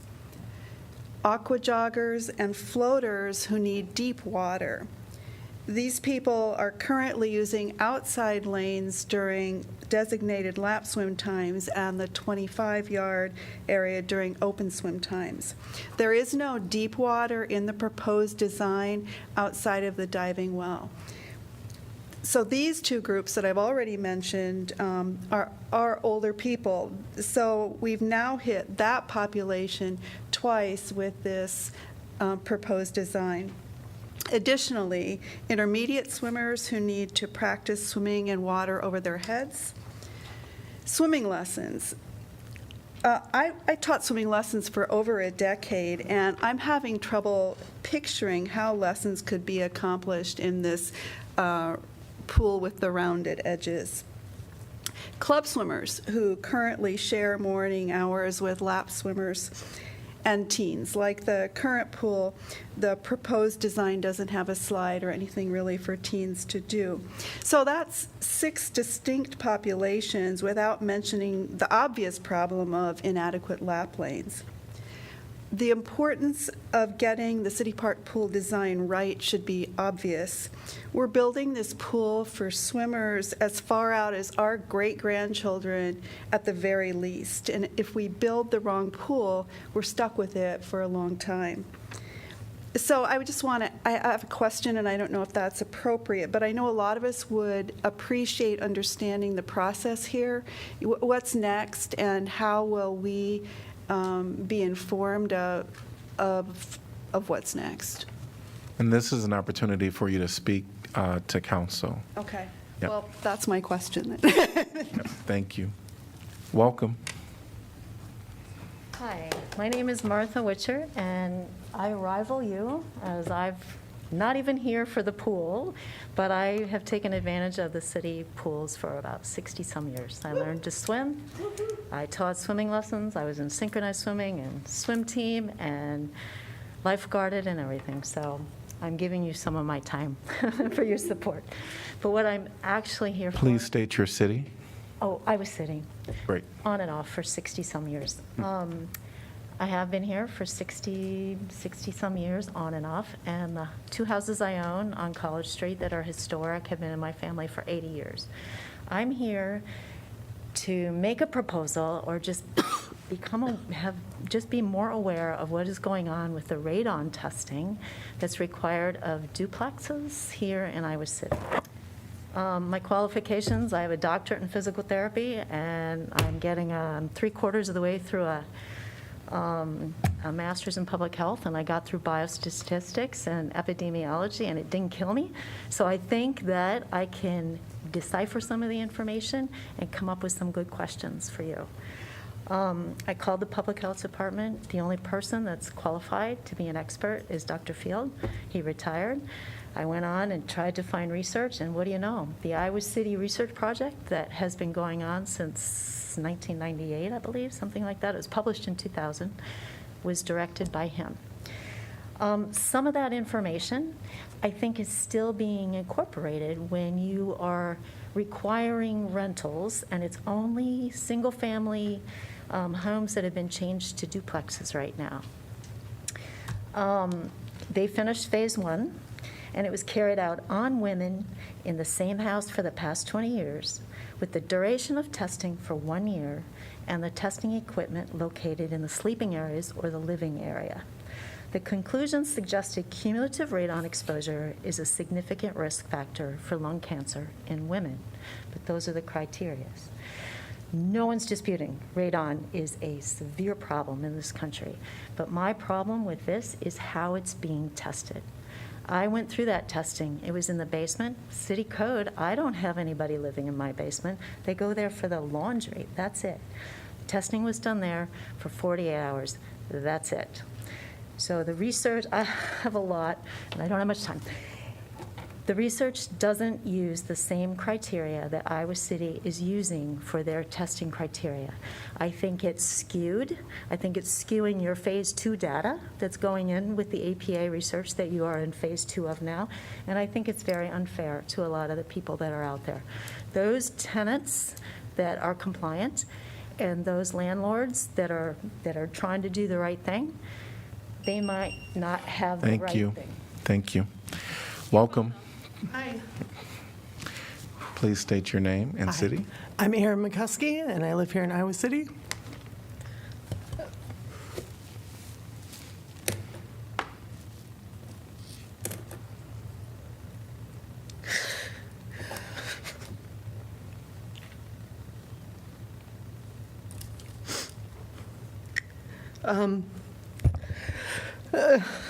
I'm here today to talk about the city pools and how ignorant this recreation and parks plan is. I wanted to be generous about it, but it creates a huge vacuum where children and adults and everybody has so much less access to pool. I couldn't believe when I read this proposal and I was there that they wouldn't build a regulation pool. If you want to participate in swimming, if you want to learn how to swim, you have to have a regulation pool, because then you can grow a swimmer into a teacher, and then that cycle can participate again and again.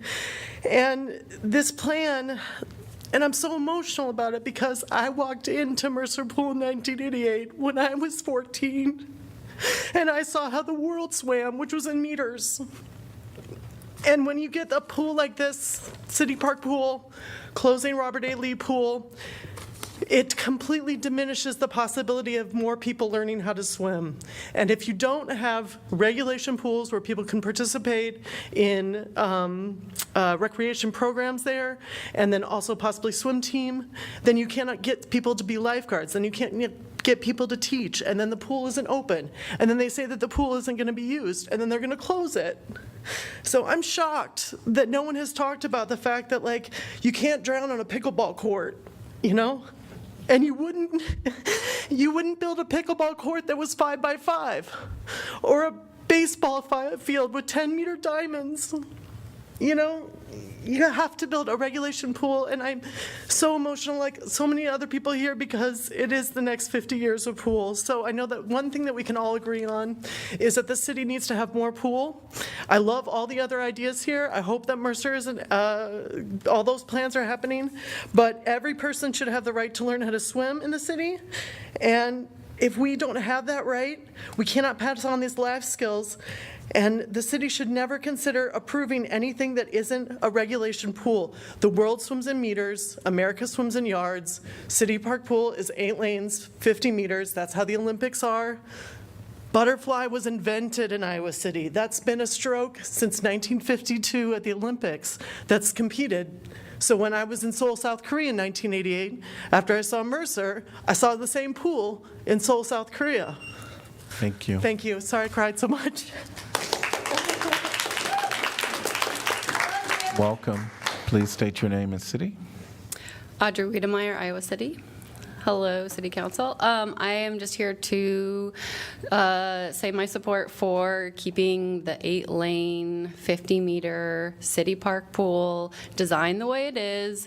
I've talked a lot over the summer with my fellow pool rats, and we agree that there needs to be more pool and not less pool. And I'd like to applaud the access program that the Parks and Rec did this summer. I saw lots of families that reflected the diversity of our community taking free swim lessons, which is awesome. It would be great to see a pool on the south side and on the west side too that kids could ride their bikes to. I've ridden bikes around Iowa City with kids a lot, and sometimes we end up riding to Terry Trueblood, and you don't want to get in Terry Trueblood the way it is. And it'd be great if there was a pool down there too, and having free swim lessons to any kids at more pools in Iowa City would be great. Thank you. Thank you. Would anyone else like to address a topic that is not on our agenda?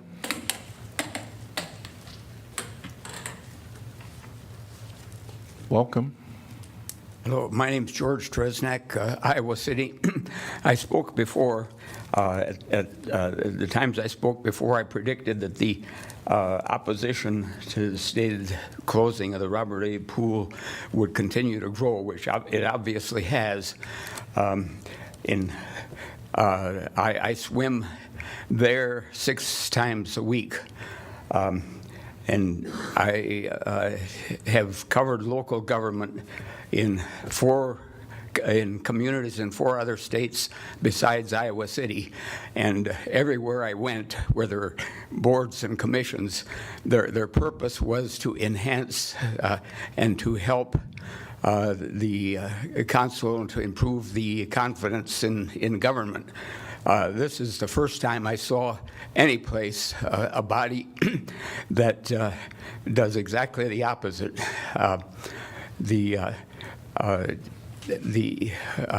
Every time a rationale for closing a pool is refuted, well, the leadership of the Parks Board comes up with another rationale.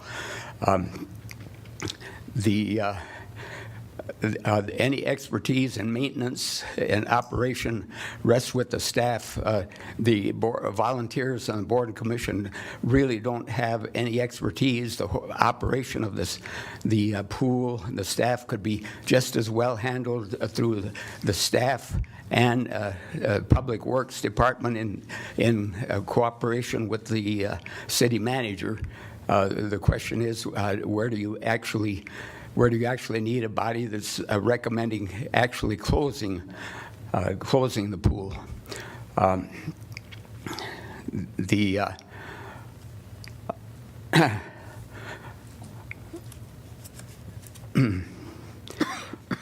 The main recommendation, the suggestion that I would have is, since the council has the power to remove this cloud, because there's a lot of people like me that has this concern, that uses the pool every day.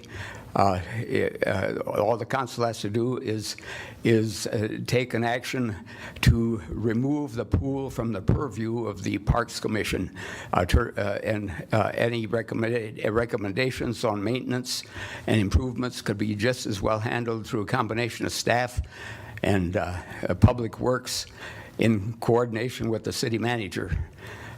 So that's the main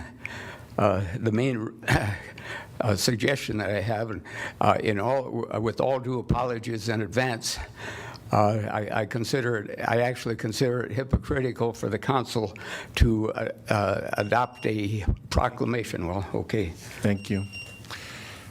And I saw one other person.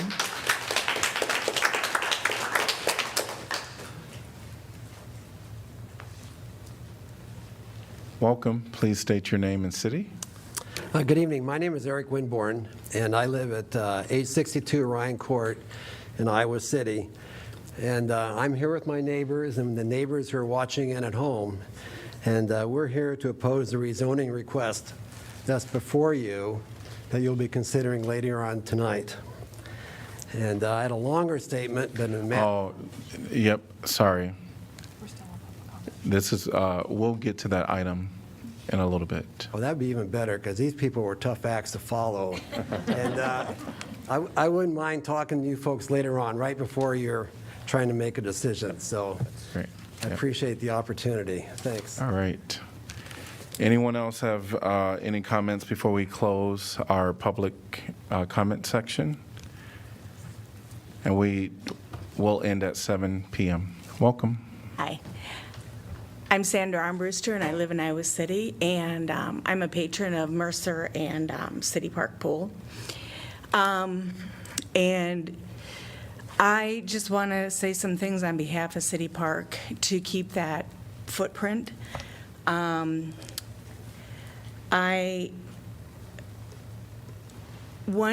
just want to share one observation. I go to the pool nearly every day. At Mercer, and it's always enjoyable to watch the kids play. And they go off the board at Mercer maybe 1 to 2 times, maybe 3 times when they're playing in the pool.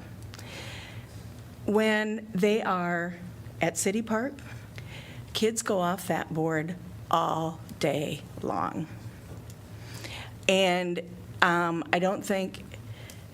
I think in this society, we know a lot of kids, they're not outdoors enough, they're not doing things outside. You take your kids to City Park Pool if they know how to swim.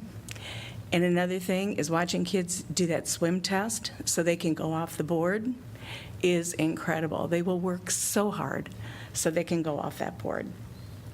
And another thing I did this summer, because I think the footprint of the City Park Pool is not broke and doesn't need to be fixed. So there were these boys, 4 of them, and they were probably 14 years old or so. And so I asked them about if they saw the new pool design and what they thought. We talked about it. And I said, what do you think about the boards, the diving boards? I think they're going to move them or do something different.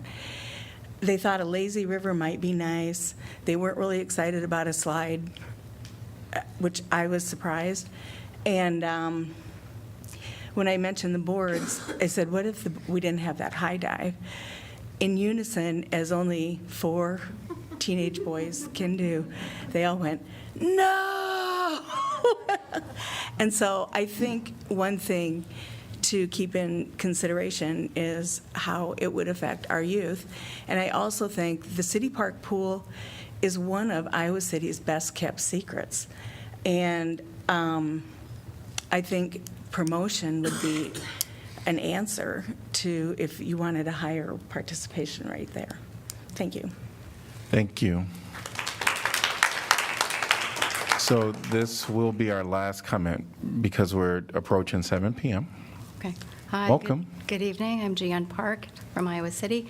Honorable Mayor Teague and honorable council members, I just want to thank you for this opportunity.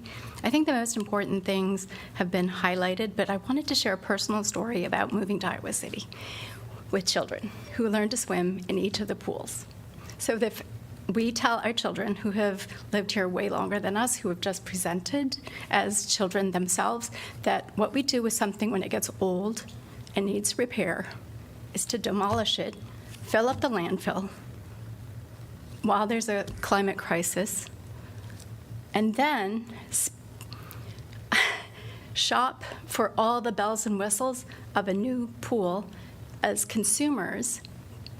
I'm not sure what the children are going to walk away with their memory, where our son learned to count from 12 underwater to 13, 14, and self-motivated in that space at City Park Pool, the long space, where he could himself say, oh, I want to get to that park. I want to get to that part. I want to get to that mark. I want to get to that mark, because there was space for that, and there was a lane for that.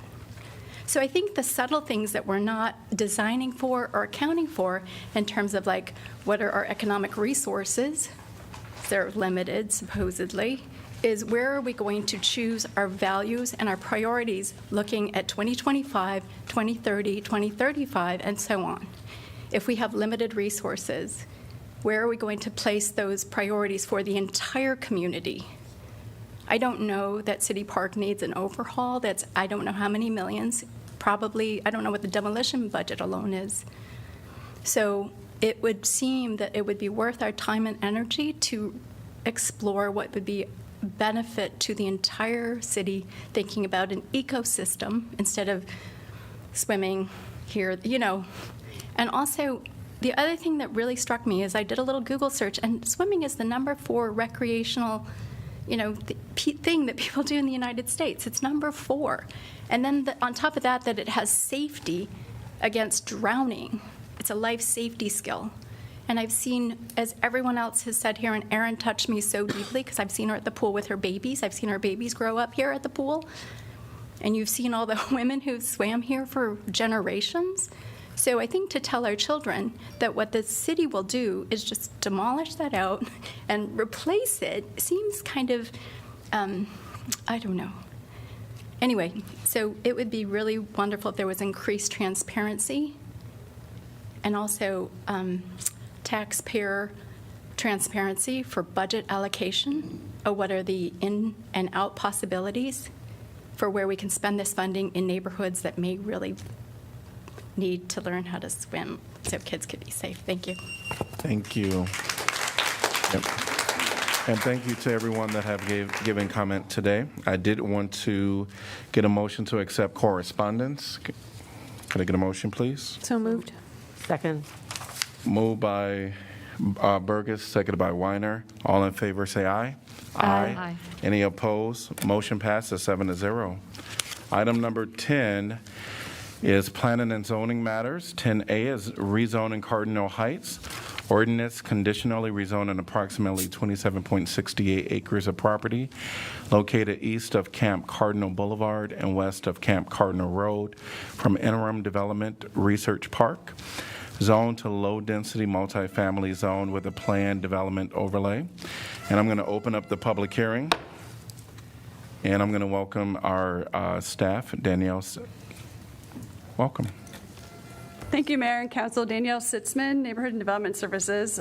This is a rezoning application to you this evening for a property located, as outlined here in the white dash line, located between Camp Cardinal Boulevard and Camp Cardinal Road, approximately where Deer Creek Road cuts into it from the west.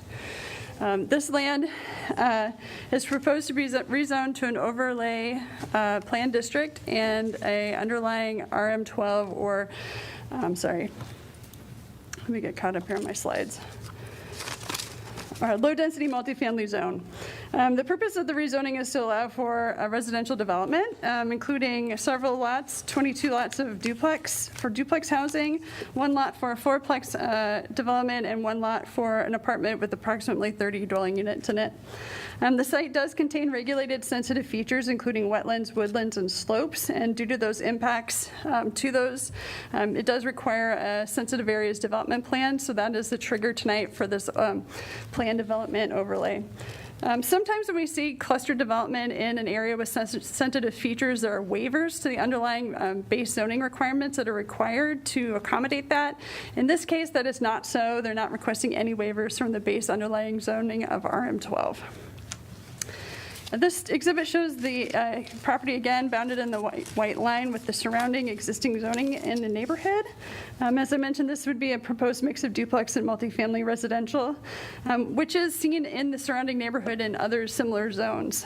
To the west, there is RM12 already zoned. To the south, there's actually a more intensive event center planned.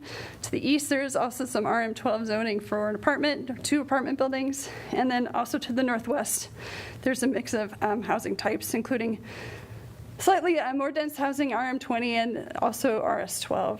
Directly to the north, there's a Loop Street development with zero-lot houses that look a lot like duplexes, but are on individual lots as well. As I mentioned, this is a planned development overlay rezoning that includes a preliminary sensitive areas plan. They've also filed for a preliminary plat, which I won't present tonight because it needs to catch up. It would be by resolution, so it would be presented on the 3rd reading of the rezoning, but it is a detail that's included in a lot of the drawings that were included tonight. So it does show you the proposed layout of the street network. As I mentioned, along the southern border, there would be a through street connecting Camp Cardinal Boulevard to Camp Cardinal Road, and then a cul-de-sac and a loop street off of that to accommodate the residential development of the duplex lots, the townhome lots, and the apartment complex. Because this is an OPD rezoning, there's an extensive set of criteria that staff does look at in addition to the general zoning criteria, so we'll go through those tonight. The 2 general criteria are consistency of the comprehensive plan, first of all, and compatibility with the surrounding neighborhood. In this case, the comprehensive plan, the main general comprehensive plan is the plan that we would look at. There's no district plan in this area. And the comprehensive plan identifies this area in that kind of taupe color as appropriate for 8 to 16 dwelling units per acre. The actual proposed zoning is much lower because of the sensitive areas that are present and need to be avoided. It actually is closer to just 3 units per acre. As I mentioned, there's a diversity of residential housing types, preservation of sensitive areas, and a focus on a through street to complete the network of streets and as well as to accommodate pedestrians moving through the neighborhood as well. The comprehensive plan itself does discourage cul-de-sacs, so I mentioned there's 1 cul-de-sac proposed as well as that through street and loop street. However, there are instances where cul-de-sacs are actually a preferred alternative, especially when topography and sensitive areas are in play. So speaking about the compatibility with the existing neighborhood, as I mentioned, to the north there's existing single-family zero-lot line development, and then development to the northwest, which is continuing to occur. There's also proposed development to the east along Gathering Place Lane, potentially in the future. But overall, it's generally a residential neighborhood in this part of town. So as I mentioned, there's additional criteria that staff reviews for planned development reviews, and I'll go through those here next. The first has to do with land use proposals and density. In this case, it is a single-family attached housing style, as I mentioned, including duplexes, a 4-plex, and a multifamily apartment. It is within the density allowance and does provide for a mix of housing types in this neighborhood. The proposed plan continues kind of the existing pattern of single-family attached development and adds to that mix in the overall neighborhood. Speaking about design, the mass scale and general layout, as I mentioned, this is predominantly house scale buildings, those duplexes and the 4-plexes, which would look like townhomes. In addition, the multifamily development, which would be located on the east top right of the slide, is subject to the multifamily design standards. There is no waiver to height being requested tonight, so that would be limited to 3 stories or 35 feet in height. When we look at the garages and the layout of the street network to accommodate the duplexes, our code does regulate the appearance of those duplexes, and that would be reviewed as site plans are developed. As I mentioned, there are sensitive areas that are identified with this sensitive areas development plan, and we do go through an analysis to make sure that the areas that are required to be protected meet our ordinances. This is a rendering of that 3-story potential multifamily development. As I mentioned, that this would have a site plan review, so all of the multifamily site development standards would be reviewed when the actual development of this building occurs. Also going through the open space requirements, there are no waivers being requested tonight, so all of the baseline requirements for private and public open space would need to be met with this development. That is essentially 300 square feet of rear yard private open space per unit in a duplex, and as well as the base standard of 10 square feet per bedroom for multifamily. So those would be checked at each time of a development of those lots. And then there's also a requirement for the public open space based on the acres of the development that's determined at final plat.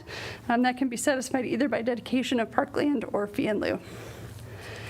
In regard to the surrounding neighborhood, as I mentioned, this is a continuation of that development pattern. There are actually 2 outlots proposed for a total of 17 acres of land not to be developed. It would include a protective conservation easement over those 17 acres. And there's actually quite a bit of separation because of that. Along the north boundary of this property, there's a stream and a lot of protected areas, and so the separation between this development and the next development to north is actually quite wide. Staff does find that the development will not impact neighboring residences more than a conventional neighborhood would do, which is the criteria that we use for a planned development review. And then finally, talking about streets and utilities, this property can be served by both sanitary sewer and water. As I mentioned again, access to the site will be provided by Deer Creek Road, which is a through street, which is helping to complete the street network in this part of the city, as well as potentially providing a future connection to the south along Camp Cardinal Road. This development will not be building that segment of Camp Cardinal Road, but there is a condition proposed to ensure that they commit funds towards that eventual completion. Talking just a little bit about stormwater, we had quite a few questions and concerns raised about how stormwater would be handled. This exhibit is meant to show the 2 stormwater sheds and where water would drain to from the 2 parts of this development. Essentially, the dark blue lines drain to the northwest and the light blue lines drain to the southeast. To the northwest, there's an existing stormwater detention basin, and so stormwater would flow into that basin. That basin has been designed to accommodate runoff from this development, so it is properly sized for that. And then the light blue lines draining to the southeast are going into a new detention basin that would be created on the southeast portion of the site. There were concerns regarding the operation of that existing basin that staff from Public Works did investigate. They went out to check to make sure that the facility was operating as it was designed as far as the outlets between the basin and the stream, ensuring that there were no blockages and there was no evidence of excessive erosion occurring. So we did have staff go out and actually do a field visit and verify that that was the case. And Public Works has also reviewed the preliminary stormwater exhibits that have been presented so far. Any final construction drawings for the establishment of the new basin on the southeast side would be included in the final plat. And as far as sensitive areas, there are sensitive areas on this site. We do have a sensitive areas ordinance. The City of Iowa City regulates several types of features. On this site, that would include slopes, wetlands, and woodlands. And the purpose of the sensitive areas ordinance is to define and permit the reasonable use of properties that contain such features, allowing for development and at the same time protecting those resources from damage. So due to the proposed disturbance of wetlands on the site, there is a level 2 design review required, and that's a part of the sensitive areas development plan that is being presented tonight to you tonight. 60% of the area of the site will actually be contained in those 2 outlots that I mentioned. So 60% of all of this proposed development would be in an area protecting those sensitive features. So as I mentioned, there are slopes that are impacted. We have a steep, steeper, and steepest designation for slopes. This site contains the steeper and steepest of slopes that we regulate. We have quantified those and ensured that the steeper slopes, which can be impacted, are not impacted more than the allowable percentage by our sensitive areas ordinance. And then the steepest slopes, which we call protected slopes, are actually usually never allowed to be impacted. However, there are two cases when they still can be, and then that's the instance in this development. So the steepest slopes, our protected slopes, are only allowed to be impacted if the slope itself is a man-made slope or if it's necessary for infrastructure. So we've evaluated that, and the slope protection is adequate for our ordinances. And then also talking about wetlands, there are wetlands in existence on the site. The applicant did have a specialist review those wetlands to identify their location and their fitness, I should say. There are methods for protecting wetlands in our ordinances. Typically, we require just a baseline buffer around them, but that buffer can be reduced in some places as long as it's averaged out to accommodate the wetland, the quality of the wetland where it needs to be. That's called buffer averaging. So in this case, there is some buffer averaging being requested, as well as buffer reduction. And when buffer reduction occurs, then basically we require compensatory mitigation. So basically, the impact to the wetland is made up for by establishing or improving a wetland elsewhere. In this case, they're actually going to do the improvement of the wetlands on site. So it's not going into a wetland bank some other place in the environment. It's actually occurring on the site. And so we've evaluated the amount of land they're impacting with their buffer averaging and their compensatory mitigation to ensure they meet the ordinances.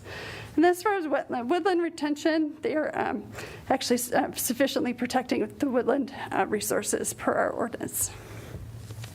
So next steps. Like I said, this is a rezoning step. There will be a preliminary plat. I've not highlighted that in green here because that'll be at a future meeting. We're catching up to the third reading of this ordinance. But then after that, they would do final platting. As I mentioned, that would be the construction drawing review segment of this.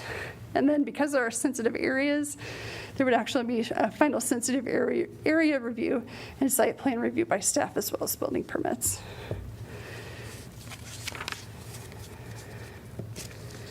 So the Planning and Zoning Commission does recommend approval of this zoning application to you tonight. They did so at their August 3rd meeting by a vote of 6-0. There was one proposed condition by staff, as I mentioned, that the contribution of funds for the future upgrading of Camp Cardinal Boulevard and the traffic circle proposed to be designed as part of that. They did support staff's condition, and so that comes to you tonight as well. The conditional zoning agreement for this property has been signed, and a protest petition has been filed, which was in your packet. As of 5 o'clock this evening, that protest petition did not include enough signatures to change the threshold of the vote. And that concludes staff report, and I'm happy to answer questions.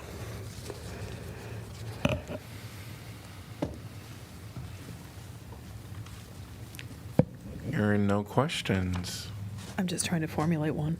Oh, okay. Can you speak a little bit more, because I was struck in the presentation about normally the recommendation is to not use cul-de-sacs except in certain cases, and so I wanted to hear a little bit more about why it is that there's, in this case, a cul-de-sac is being recommended Sure. or approved. Or So in the comprehensive plan, we generally signal what is the best intention and the best kind of design, but we always leave a caveat for just in case, because never say never. There are times when putting a street through something would actually be more destructive than simply allowing for a dead-end street or cul-de-sac to be the design choice. So typically, the comprehensive plan would discourage cul-de-sacs and emphasize stubbing a street so that it could connect to a future extension of another road in the future. However, this development really doesn't have that opportunity in a lot of ways. To the north, there's nothing to connect to because it's already developed as a loop street with no way to stub into this. Plus, it would be impacting the creek and the trees if it were to go to the north. There's already an east-west connection included in this development, and there's not really a good opportunity for a southern connection. So as often as the instance, the road tends to follow the ridge line and the development comes off of that. And to get as much as development as possible without further impacting the sensitive areas, the best choice oftentimes is a cul-de-sac. So a little bit of a road, but not a connection to something else. So that's the caveat in this case. Danielle, I have just some maybe kind of backup contextual questions to really put you on the spot. So you very well spoke about the compliance with the sensitive areas ordinance relating to the slopes and relating to the wetlands and the woodlands. And maybe if you could just kind of maybe very briefly explain like what actions are prohibited or allowed, like what does that mean if it's complying with the sensitive areas ordinance for each of those three things? So the sensitive areas ordinance is intended to identify things that should be protected and then to put limits on how much of a disturbance is allowable and at what point can you do no more disturbance than that. So depending on the resources, there's different limits. So wetlands are protected with a buffer. Woodlands tend to be a calculation of percent impact. And slopes, like I said, there's steep, steeper, and steepest, and you can do something slightly different depending on the steepness. So there's a point with a slope where we say absolutely zero impact is allowed except for these two things, and in this case, those two things are in play. So with the steepest slope, the protected slopes, in this case, it would be they're steep slopes because they're man-made slopes. They're not a natural slope that we're trying to protect. Or there's someplace where a critical piece of infrastructure must go, and so it's kind of a trade-off between, okay, what's better, to put the infrastructure someplace else where it's less efficient or to put it through the slope where it's a little bit of a risk, but it's not somebody's house that's sitting there on a very steep slope. For wetlands, like I mentioned, there's buffering that's required, but looking at the health of the wetland is important. So sometimes a buffer needs to be wider in certain spots for the wetland to really be ecologically healthy, and it can be a little bit narrow in other spots. So if it's a less quality part of the wetland, maybe they can average out those more critical parts with the less critical parts. Also, as a kind of very last case, if the wetland must be impacted, as long as you're establishing more wetlands someplace else, so banking it up someplace else, that's acceptable. We generally ask for, if you're going to impact it, though, it's not a one-to-one trade-off. You impact some amount and you build back even more. Preferably, it's on-site, and that's the case here. So they're doing an on-site improvement of the wetland, taking away a little bit of it and reestablishing more of it in another place. And so when you say the evaluation is done, and this was at a higher level because of the degree of sensitive areas, did I understand that right? Yes. So we ask for the developer to actually hire a specialist, a scientist who knows how each one of these resources is ecologically maintained and can go out and do field site and then help their engineers draw up a plan that shows on the plan where those areas are, and then do the math and the area calculations to let us know by each part of our ordinance what they're impacting. So staff reviews that exhibit as prepared by the developers, specialists, and their engineers. Thank you.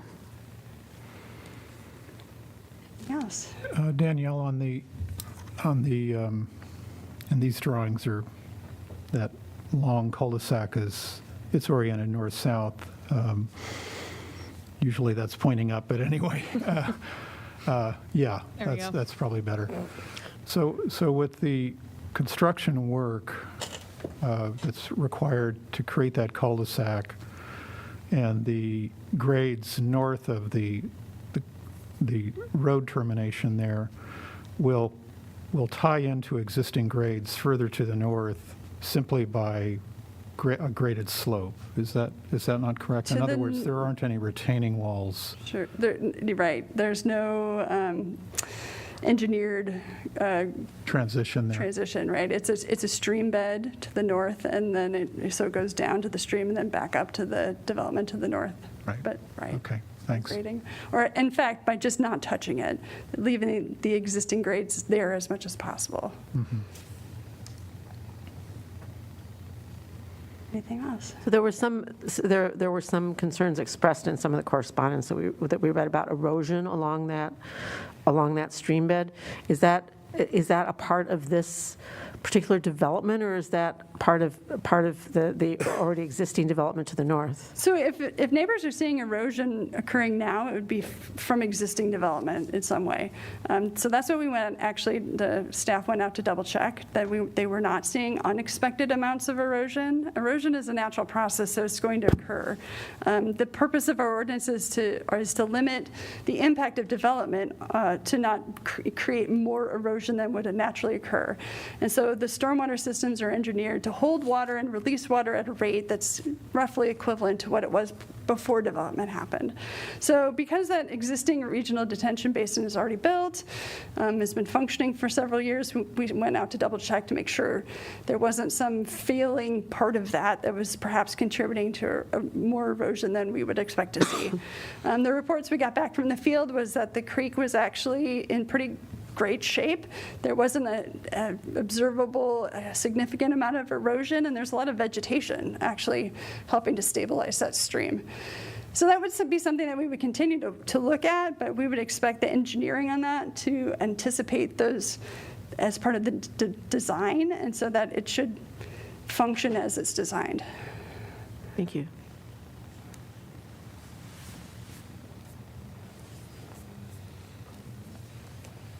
All right, thank you. I understand the development team is here. I don't know if you all have any comments you wanted to make to council. Welcome. Hello. My name is Jason Walton. I'm the Navigate Homes Development Vice President, and I would just like to thank the Mayor Teague Council for your time here, and especially thank the planning staff. This has been a very difficult project to work on, as you've probably heard during the staff report on the extensive hills and wetlands and stuff that we've had to navigate around to make this project work. We've been working in that area for a good many years now, prior to my employment at Navigate Homes. It's been exciting to see it come together. It's a wonderful part of the city. We just finished up Cardinal Point West Part 3. We're excited to get homes started in there. The staff report that I received from the planning staff here at the city, I've read through, and I agree with it 100%. And I would just ask on behalf of Navigate Homes that the council would approve the plan as is, as allowed by the city ordinances that are in place. And that's all I got. Does anybody have any questions for me? Technical questions, I have my engineer here, so don't go down that road and try to ask me those type of questions, because you won't get a very good answer from me. I have some questions just kind of about the site layout, and I think I understand the topography as it goes. There's, as Danielle was saying, the road kind of along the ridgeline cul-de-sac at the north, and then slopes down to the creek, and then kind of up into not on your property, on the next property, kind of goes up into the backyards. So looking at what we have in our packet includes the preliminary plat, and I think it's the sensitive area overlay that includes the topo lines that I'm looking at. And it also has kind of the edge of the existing woodlands demarcated on there. Mm-hmm. So I just want to kind of go through like some distances of what we're looking at. Because I think we have the northernmost edge of the cul-de-sac and what will be platted when the plat's approved lots would be, and then kind of a conservation area or an area that will not be developed that includes some of those more sensitive areas in the existing woodlands. Do you happen to know kind of the distance from that northernmost lot edge at the end of the cul-de-sac, kind of at the top of the bulb, to your northern property line. It's kind of a weird shape because it goes a lot further out as you go east. But I'm just looking at kind of like where the closest homes to the north would be. Do you have a sense of that? So from lot to lot, I think it's lot to back door, and Brian did bring some of that information tonight, kind of anticipating this question. He's got it with us. I don't know if he's got what specifically you're talking about. We have about 400 feet from, I believe it's from house to house, if I remember off of memory, from house to house. That's not lot line to lot line, that's house to house. So that's the view shed. It was what you got is 400 feet. And there's a good number of mature trees in between there, along with the creek that was mentioned before. And there's quite a bit of trees down there. Brian and I actually walked it last week, and it was difficult to get through there. There is a lot of growth down there. I was really surprised at just how much, being from Iowa, living in Iowa, living out on the farms and being around a lot of creeks and a lot of this type of stuff, I couldn't believe how well and just how much was growing. I mean, there's grass growing down in the creek. There's trees growing up on the banks. I lived on 50 acres here not too long ago where my creek was in far worse shape. It was all natural. But this thing is really holding it. I was really surprised at how well, if you have erosion, you don't have trees growing out of the banks of the, I mean, there's some there, obviously. I'm no expert there, but just from what I witnessed and what I've actually seen, being out and around, it's pretty well established. So there's a good amount of trees there. There's a good amount of space there. We're trying to conserve as much as we can in that, which we have. And a lot of it's due to the sensitive areas and whatnot, but it also brings just a lot of appeal to the area, and people that will live there will truly enjoy that space as well. So Brian might have the technical, more technical, like lot line to lot line, or maybe some more measurements that he can bring up and address and maybe answer that question a little more thoroughly than I can at this point. But well, just while you're here, Jason, just or you're not planning to disturb anything in that, I guess we'd say lot line to lot line, because obviously up to the home, there's probably going to be some amount of yard. Right. But in that, from lot line to lot line, are you taking out any trees or changing absolutely the not. slope? Well, I should say, we will absolutely not disturb any more trees than what we have to, because, keeping the integrity of the timber that's there is important to us on several fronts. The most obvious one from a business standpoint is that it helps sell the houses. People love big mature trees in the back of their house, myself included. There is one spot that there has been some trees already removed years before, prior to my employment here. There was actually, I was working with Southgate at the time, not for them, but when we were working on the Grove project across the street to the west. And at that time, we had gotten that Grove approved for buildings, and so they went ahead and started the sewer line tree removal there. So those trees are down. There will be some disturbance for that sewer line, but any of the major trees are already down there. They've been down for about 3 or 4 years, I think, at least. And then we do plan on replacing some trees down there. Decent trees, they're listed of what we're going to plant to kind of replenish the area there once we go through there. But we'll do the minimal possible, because it's in our interest as well. And that last part you're talking about is along that sanitary sewer easement? Yes. All right, okay. Yes. Thank you. Other than that, we're going to do everything we can to minimize any tree removal on any of the lots. There's only going to be tree removal where absolutely necessary, and we're permitted. We will absolutely not touch anything that we're not permitted. So. Thank you. Anything else? Thank you. Thank you, Council. All right. We're going to open up for public discussion on this item. Oh, did you have a comment? 230 feet from property line to property line. Thank you. 30 feet.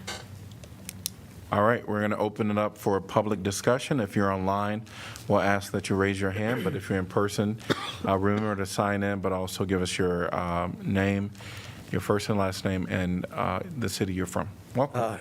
Good evening. Thank you again for letting me appear, and I guess third time's the charm.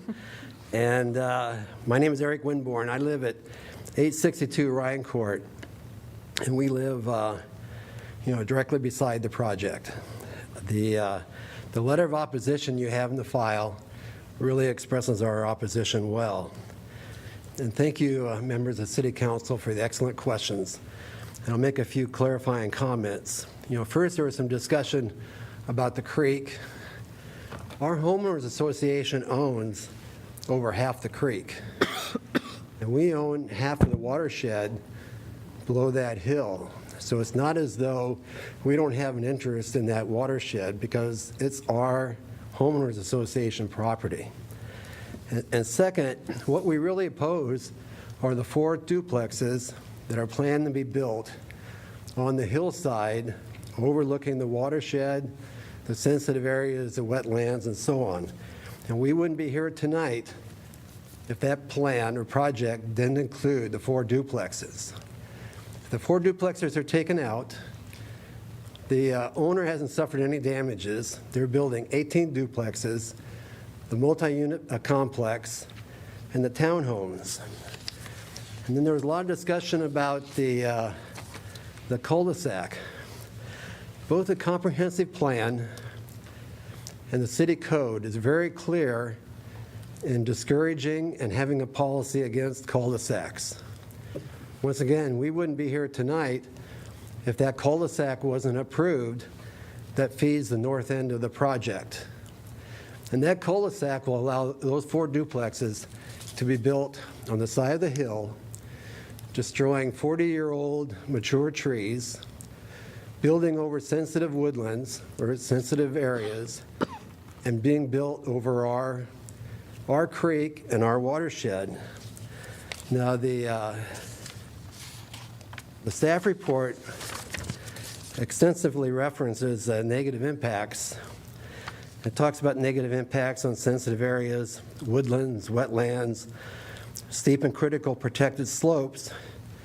But then the report says it meets all the minimum standards.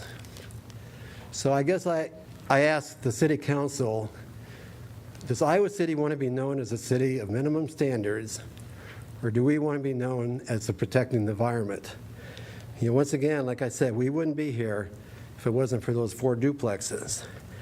So I'm confident the City Council will side with the comprehensive plan and the city code in really recognizing our precious natural resources. And I'm available for any questions that you might have. Thank you. Thank you. Online is Dan. I'm going to welcome Dan at this time.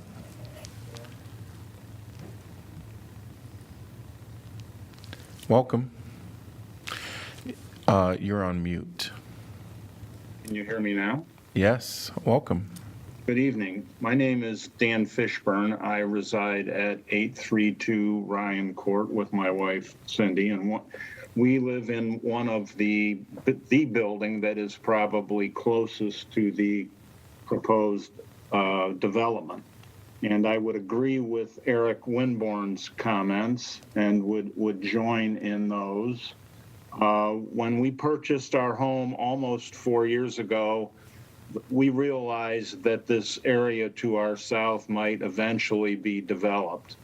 But in looking around Iowa City and the way that the city has been developed and the protection of green space, we felt confident that the city would hopefully maintain that hillside behind our home to the south. And what we are objecting to are the 2 buildings, four duplex units, being built on what is shown on the plat as lots 6 and 7 at the north end of the duplex. And we're requesting that the plan be modified to eliminate those 2 buildings and preserve the hillside.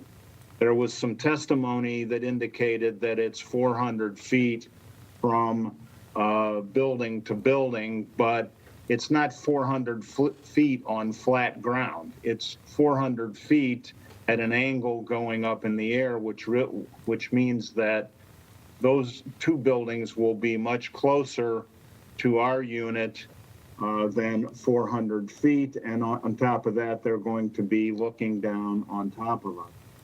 The other thing that I think, which Eric didn't touch on, I think our neighborhood group feels that we filed a sufficient number of protests in our petition to require more than a majority vote by the city council, and I think that Mr. Winborn could speak to that because he actually filed the documents with the city clerk, and our understanding from the initial documents we got from the city way back at the start of this is that the adjacent owners, for purposes of your ordinance, were all of the owners of the duplexes along Ryan Court, and there are 7 or 8 of those, and a significant number of those people have joined in a protest. So I'm not quite sure where the comment from staff came that there were not a sufficient number of protests filed. Thank you very much. Thank you. Anyone else like to address this topic? Welcome, please give your name and the city you're from. I'm serious. Hi. Pleased to meet you. Go right ahead. Okay. My name is Mark Godlinski. I live at 834 Ryan Court in Iowa City. So I live in between Eric and Dan, who just spoke. And in 1958, we moved to Iowa City, and we lived across, next to Ralston Creek out on the east side of Iowa City. At that time, it was a dry creek. Well, a few years later, after development started in that area, we experienced some significant flooding in our backyard. So that's what I grew up with. And I don't want that flooding to happen in my backyard at my new house on Ryan Court. We had talked a little bit about the Camp Cardinal Creek that goes back behind the properties, and I'd love to invite any of you that would like to take a tour to come out there and see the ravine that we have. I was out there a few weeks ago and walked down to the bottom of the creek bed, and the erosion along the sides and the height of the ground, I was at least 2 to 3 feet above the top of my head when I'm standing down there. So it's not this little creek going through the neighborhood. There's a significant amount of erosion that we can point out to you. Well, I mean, that's affected by things we really can't control, whether it's rainfall or water flowing down from slopes, or in our case, the retention pond that is on the west side of Camp Cardinal. We can't control any of those, but our homeowners association is responsible for that creek when it crosses our property. The one thing we could control is to try to reduce anything that might affect that flow of water or the erosion or the drainage. And I totally agree with the idea of pushing back on that north cul-de-sac, moving that off the slopes and moving that further south. I think that would allay our fears about what could possibly impact our creek area. Thank you. Thank you. Anyone else? Welcome.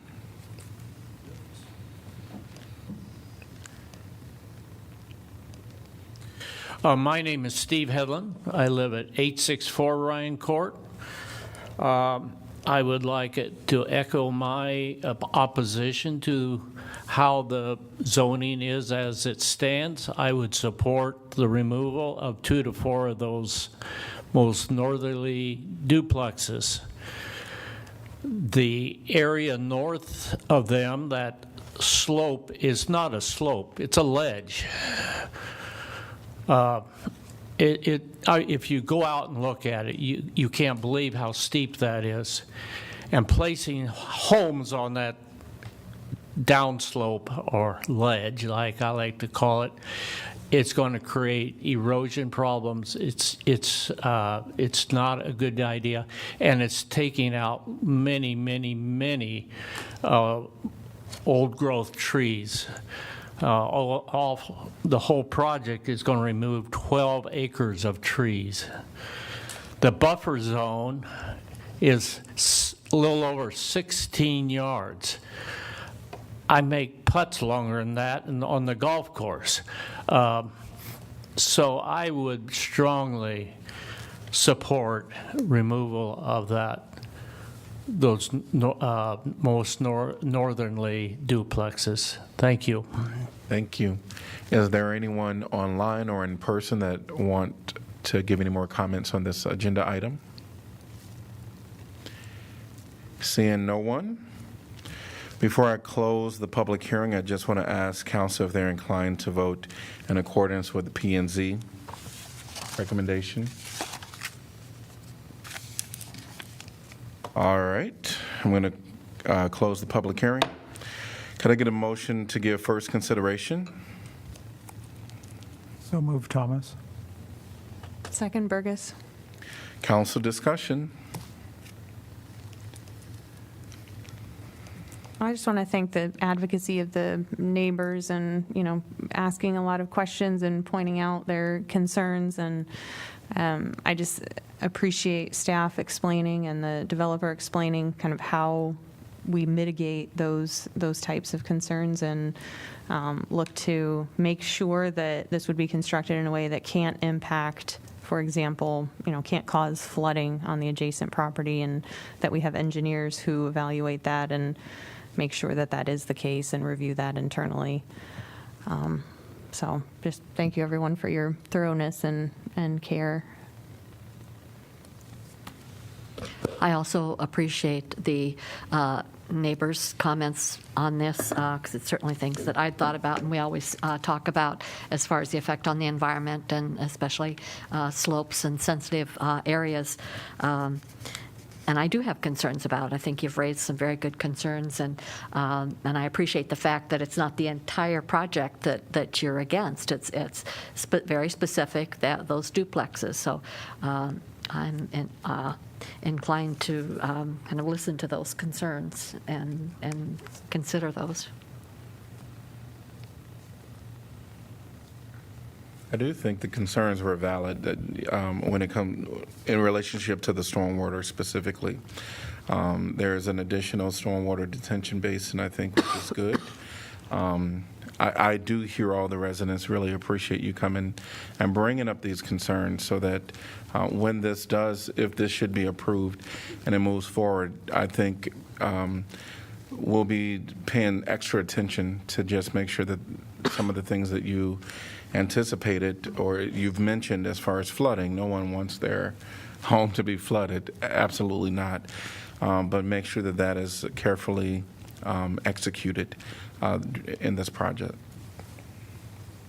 I'm struck by how knowledgeable the neighbors are and how much they've aligned with actually the studies that have been done to what is allowed, what is not allowed, and in order to make sure that the very concerns that you have are assuaged. I know that it's important, especially you were talking about being in a homeowners association who is responsible for some of the watershed and whatnot. And so I think that I echo what the mayor said, that we will be paying particular attention if this goes forward to make sure that everything is executed in a way that you're not left holding the bag. Well, I know in my time that I've served on the Planning and Zoning Commission and on the City Council, I've always had a deep concern about how projects affect neighboring properties. And in looking at this project, it does appear to me that given the distance that it will exist between your properties and the proposed development, which, depending how you want to measure it, it's somewhere between 300 to 400 feet, coupled with the fact that what is being proposed are essentially the same type of building as those that you live in. It's not a large. This is not a large bulky project at the top of the hill. It's very similar to the houses you live in yourselves. In some ways, almost mirror what you have. And so these will be houses that will be, consistent with the character of your street and your neighborhood.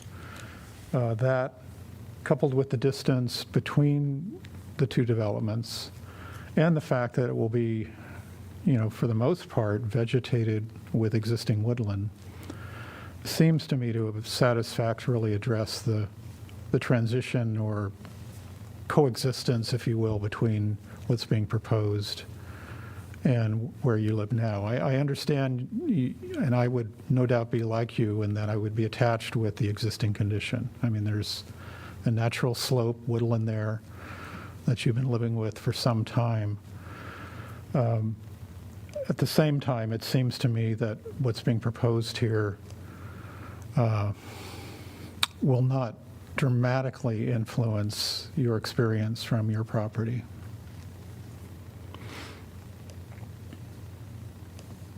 Could we have clarification from staff on the protest petition question? Sure. What's your question?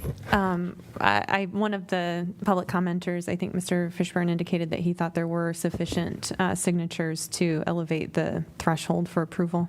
I've been monitoring that, and as of last Friday, they needed an additional 151,000 square feet. They had achieved about 61 or 62,000 square feet and had 151,000 square feet to go. I've been monitoring it throughout the day now that to see if there are any additional protests. It's my understanding that no more came in. And so they did not meet that threshold. I understood the one commenter to say something to the effect that the only properties that would matter would be the houses that border the property to the north. I don't know where he would have gotten that idea. That is definitely not how our ordinance works. Okay, so just to be clear, this is a simple majority? Simple majority will be required to carry the day. Thank you, Eric. Could you explain just a little bit more about, you said, how does this work, just for those of us that are new? Sure. So the question about the protest has been whether or not at least 20% of the property, not 20% of property owners, people who control 20% of the property within 200 feet of the development wish to protest. If that threshold is achieved, then a 3/4 vote, that is 6 out of you 7 council members, would be required to accomplish the rezoning. In the absence of that, as Councilor Burgess mentioned, simple majority carries the day. Thank you. Sure. Any other comments from councilors? The only thing that I'd add is sort of analogous to what Councilor Thomas said, is that I was struck, in addition to everything else that's been said, which I really appreciate, by one of the members of P&Z who drove out there and looked at the developments and said that it really would be a mirror development very similar to the one that currently exists on Ryan Court, and fit in very well. That's all. All right, if no more comments by council, roll call, please. Alter? Yes. Burgess? Yes. Harmson? Yes. Taylor? No. Teague? Yes. Thomas? Yes. Weiner? Yes. Motion passes 6-1. Could I get a motion to accept correspondence? So moved. Second. Moved by Weiner, seconded by Alter. All in favor, say aye. Aye. Aye. Any opposed? Motion passes 7-0. Item number 10B is rezoning 518 Bowery Street. This ordinance conditionally rezoning approximately 1,470 square feet of property located at 1518 Bowery Street from high-density multifamily residential zone with a historic district overlay to neighborhood commercial zone with a historic district overlay. I'm going to open the public hearing, and I'm going to welcome Danielle. Thank you again, Mayor. As you mentioned, this is a rezoning of just a single property at 518 Bowery Street, located here in the white outline on the southeast side of downtown, essentially. The applicant is requesting this rezoning to establish a coffee shop at this location. This property has a long history. This was one of the original commercial locations before there was such a thing as zoning in Iowa City, and it has remained commercial activity throughout the years until just recently, when it was vacant for long enough that it was no longer to be considered a grandfathered property, and then it ran afoul of our zoning. So the requested action tonight is to rezone this to a zoning district that encourages and it would make it simpler to do neighborhood commercial in this location. As I mentioned, 518 Bowery, this actually has an overlay zoning on it for historic as well. It's a local historic landmark. Shown here, kind of the barrel roof might look familiar to some folks. So it's currently zoned RM44, which is a high-density multifamily district, which is what is around it. That brown color is the neighborhood around it, which is all also RM44. They're seeking to rezone it to CN1 neighborhood commercial, as I said, to reestablish a commercial use there as a coffee shop. This building was built sometime in the mid-1800s, 1856 to 64, as far as we can trace back on a lot of our records.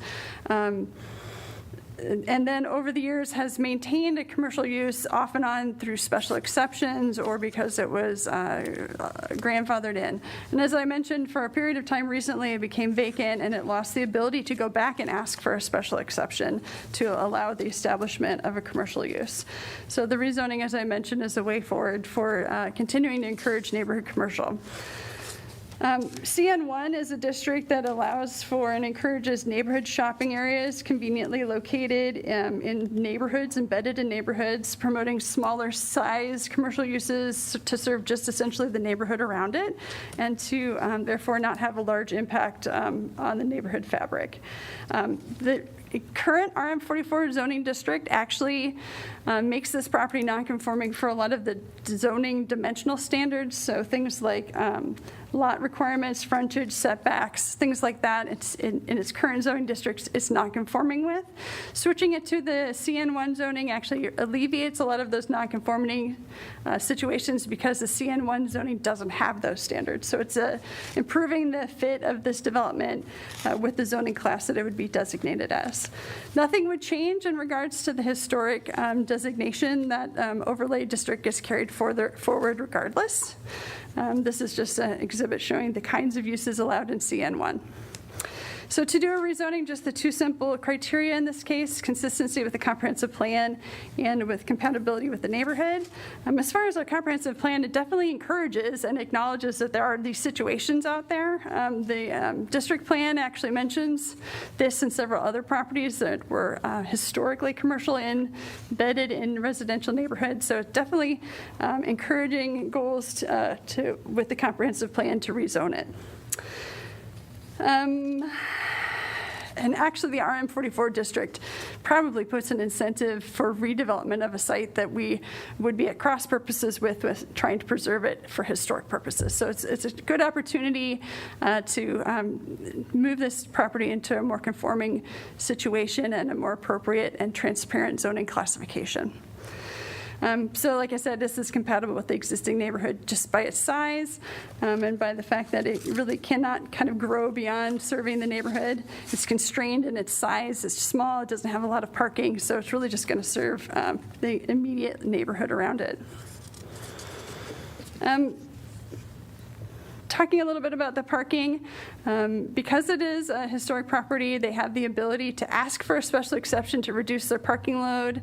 That's great. That's some of the flexibility that we built in recently to encourage adaptive reuse of historic properties. So we expect they'll probably make use of that, but really not intended to generate a lot of vehicle traffic to the site. People probably more likely to walk or bike to pick up coffee.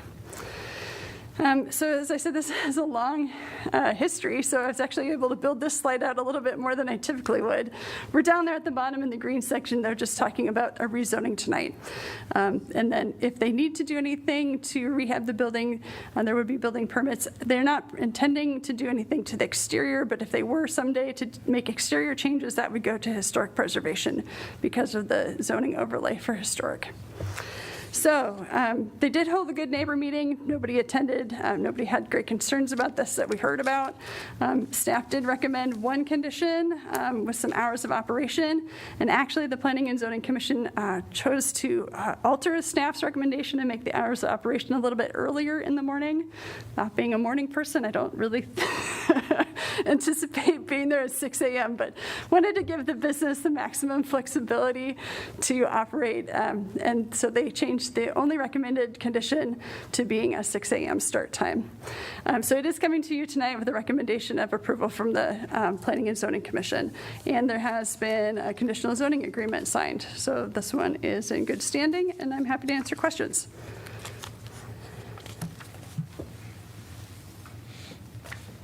All right, thank you. Anyone from the public like to address this? And seeing no one online either. Before I close this public hearing, just wanted to see if council is inclined to vote with P&Z. All right. I'm going to close the public hearing. Could I get a motion to give first consideration? So moved. Weiner. Second, Taylor. Council discussion. I like this. Yeah. Looks good. I think it's going to be think it great. sounds Grateful like for a this idea. use instead of RM44. Yeah, a great addition to the neighborhood. Yeah. That when we talk about walkability and being able to do things within 10 to 15 minutes of your home, this Great reuse of the historic building. We talk a lot about neighborhood commercial, so it's exciting to see it hopefully happening here. I go by this quite a bit, almost every day, and every time that I've gone by it in the past years when there was something, I was like, oh, is that, because I was thinking it is perfect for a coffee shop or something like that, and it never quite got traction of the different places that whatever was in there before. So on a personal note, I'm psyched that this is going forward. I think it's going to be great for the neighborhood. All right. Roll call, please. Burgess, Yes. Harmson, Yes. Taylor, Yes. Teague, Yes. Thomas, Yes. Weiner, yes. Alter. Yes. Motion passes 7-0. Item number 11, 2022 sanitary sewer, manhole, and pipe rehabilitation construction. Resolution approving project manual and estimate of cost for the construction of the 2022 sanitary sewer, manhole, and pipe rehabilitation construction project. Establishing amount of bid security to accompany each bid, directing city clerk to post notice to bidders, and fixing time and place for receipt of bids. I'm going to open the public hearing. And welcome, Scott. Good evening, Mayor and Council. My name is Scott Silvers. I'm the Assistant City Engineer. Today I'm going to provide you a brief overview of the 2022 sanitary sewer manhole and pipe rehabilitation project. This rehabilitation project is a part of our annual sewer maintenance and repair program. Within this program, the city reviews the condition of city-owned sanitary sewer main and manholes. Many of the pipes and manholes containing deficiencies can be rehabilitated through a lining process. The advantage of this process is that it is significantly less disruptive to both public infrastructure and adjacent properties because it does not require excavations. Additionally, it is more cost-effective than full removal and replacement. This year's rehabilitation project includes the lining of approximately 11,500 feet of sanitary sewer main and 46 sanitary sewer manholes. The locations that we'll be focusing on this year are North Dubuque Street, Tanglewood Street, Ventura Avenue, an area around the Montrose Avenue and Rochester Avenue intersection, the Rochester Avenue corridor, Rochester Court, Windsor Court, Ridgewood Drive, California Avenue, Grantwood Drive, and Russell Drive.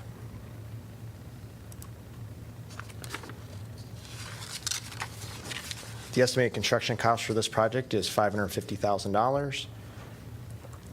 As far as schedule goes, we're hosting the public hearing tonight, September 6th. The bid letting will be on September 22nd. Then we'll be bringing this back to you for award at the October 3rd meeting Construction is scheduled for late October through June of next year, 2023. That concludes my presentation. I'd be happy to answer any questions that you all have. Since it's within existing sewers and manholes, does that mean that that disruption to the neighborhoods involved is minimal, or? Absolutely, yep. So there's basically just a lining process that goes down through the manholes, the existing manholes. That's how they access the sewer. So there are no excavations, so the disruption is very minimal.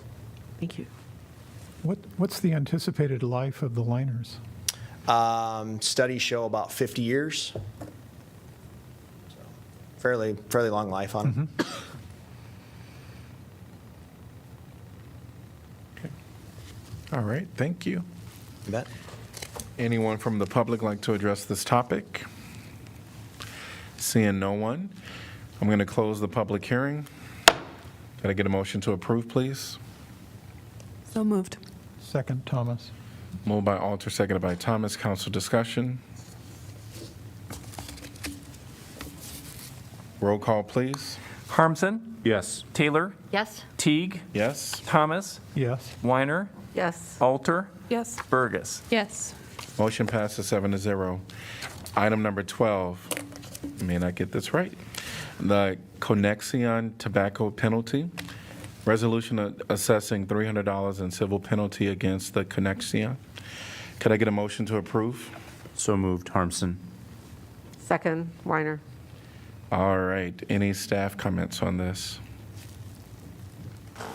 Sergeant Paul Batchelor All right, from the great. police department oversees the tobacco penalty process. So, Sergeant, maybe you can just give a quick overview on what this looks like. And maybe, Sergeant, you can correct the pronunciation. It's the connection. Thank you. Yes. So I oversee our tobacco compliance program with the police department, between the police department and the ABD through the state. We have a grant that requires that we check every business in our city limits at least once per year to ensure compliance. And any failure or business that has a failure during that compliance check has to be rechecked. But during that process, we check as many, with each of the businesses we checked, in this situation we checked 55 businesses, 45 of them failed this time around in 2022. And the connection sold to our underage person who was 17. State law changed 2 years ago to require that the person purchasing any type of tobacco, tobacco-less tobacco, or vape products be 21 years old. And in this situation, we used somebody who was 17, who looked 17, and sent them into the businesses, and we still had these failures take place. So with the connection itself, on June 30th, around 2 p.m., the underage person went in. The employee asked for ID, glanced at it, handed it back, and sold the tobacco product. The employee involved in this situation pled guilty on July 20th after we cited the person with providing tobacco to a person under age 21. So. Did you say 45 out of 55 failed this? No, I'm sorry. 45 passed out of 55 businesses. Oh. Maybe I misspoke. I apologize. Smoking his city. Yeah. Seemed like it was. Still not the best we've seen. I thought maybe we would do these in batches. Yes. So now I understand. Any questions? We did have a lot of these in both our consent calendar and now in our regular agenda. I just had a question: is when they apply for the permit, tobacco permit, are they required at all these companies to have any sort of an in-service to their employees that instructs them of the rules and how to spot fake IDs or young people? That's a very good question. My understanding, and obviously I don't work for any of these businesses, but they partner up under what's called the iPledge program through the ABD. That requires that they provide training to their employees, and the employees are instructed much the same as they are for alcohol sales, that they have to make a reasonable attempt to determine the person's age prior to selling them these products. Thank you. I would just add that the state code kind of grants a get-out-of-jail-free card for those who have been through that training and yet sold anyway. They can present the certificate moving forward no more than once every 4 years, and then there's no civil penalty. So one would assume, since we haven't seen any indication of that in any of the 3 cases that are before you tonight, that they did not receive that training. And who pays the fine? Is it the person? Is it the store, or is it the employer, or is it the person who sold the? So the employee will receive a citation for providing tobacco to a person under age 21, and then the city, by virtue of the ABD, has the authority to Fine the store. Or the put a employee. fine against the company or the business. Yeah, the employee pays the criminal fine, and then the business pays the civil penalty. The civil penalty is what's before you tonight. Thank you. Okay. Just very quickly on the facts of this, you'd mentioned that the employee looked at the ID, and just to clarify, that ID said the person was 17, right? That's correct. Part of our program, and I should have probably said this, part of our program is that the person is briefed prior to working with us that they have to, if the person asks them their age, they have to be honest and tell them. They can't do anything deceptive in any way. If they ask for their real driver's license, they have to hand them their real driver's license. And it's just a straightforward compliance check.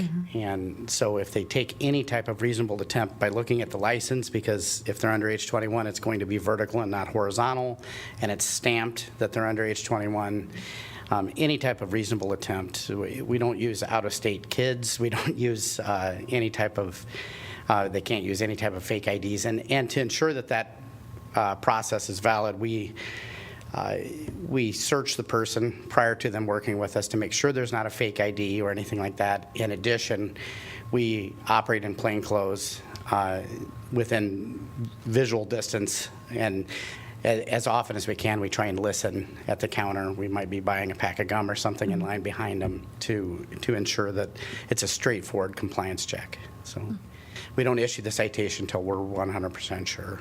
So. Thank you. All right, thank you. And is there any representative from the business here? Seeing no one. Council discussion? Roll call, please. Taylor? Yes. Teague? Yes? Thomas? Yes. Weiner? Yes. Alter? Yes. Burgess? Yes. Harmson? Yes. Motion passes 7-0. Item number 13 is RJZ, Express Tobacco Penalty. Resolution assessing $300 civil penalty against RJZ Express. Can I get a motion to approve? So moved. Weiner. Second, Taylor. Moved by Weiner, seconded by Taylor. And welcome again, Sergeant.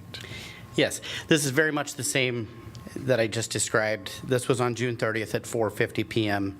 The person working with us went into RJ's Express at 2 Escort Lane, went there, and in this situation bought a pack of Newport cigarettes. The employee got the cigarettes, sold them without asking for any type of ID, age, date of birth, anything, and just sold the person. The employee involved pled guilty on July 15th of 2022 after being cited by us. Any questions by council?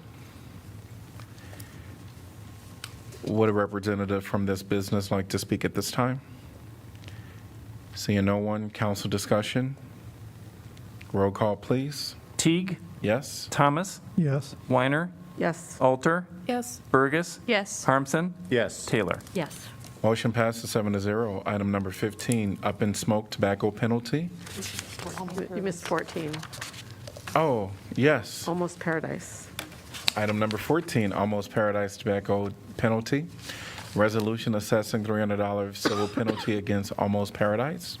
Could I get a motion to approve, please? So moved. Second. Moved by Alter, seconded by Weiner. And welcome again, Sergeant. Thank you.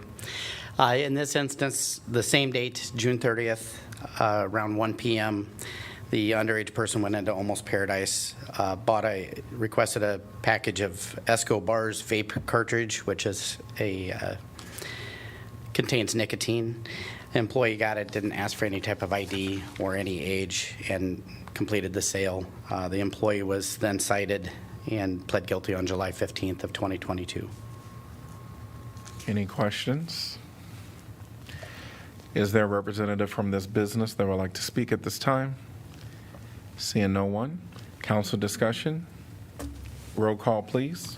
Thomas? Yes. Weiner? Yes. Alter? Yes. Burgess? Yes. Harmson? Yes. Taylor? Yes. Teague? Yes, motion passes 7-0. Item 15, Up in Smoke tobacco penalty.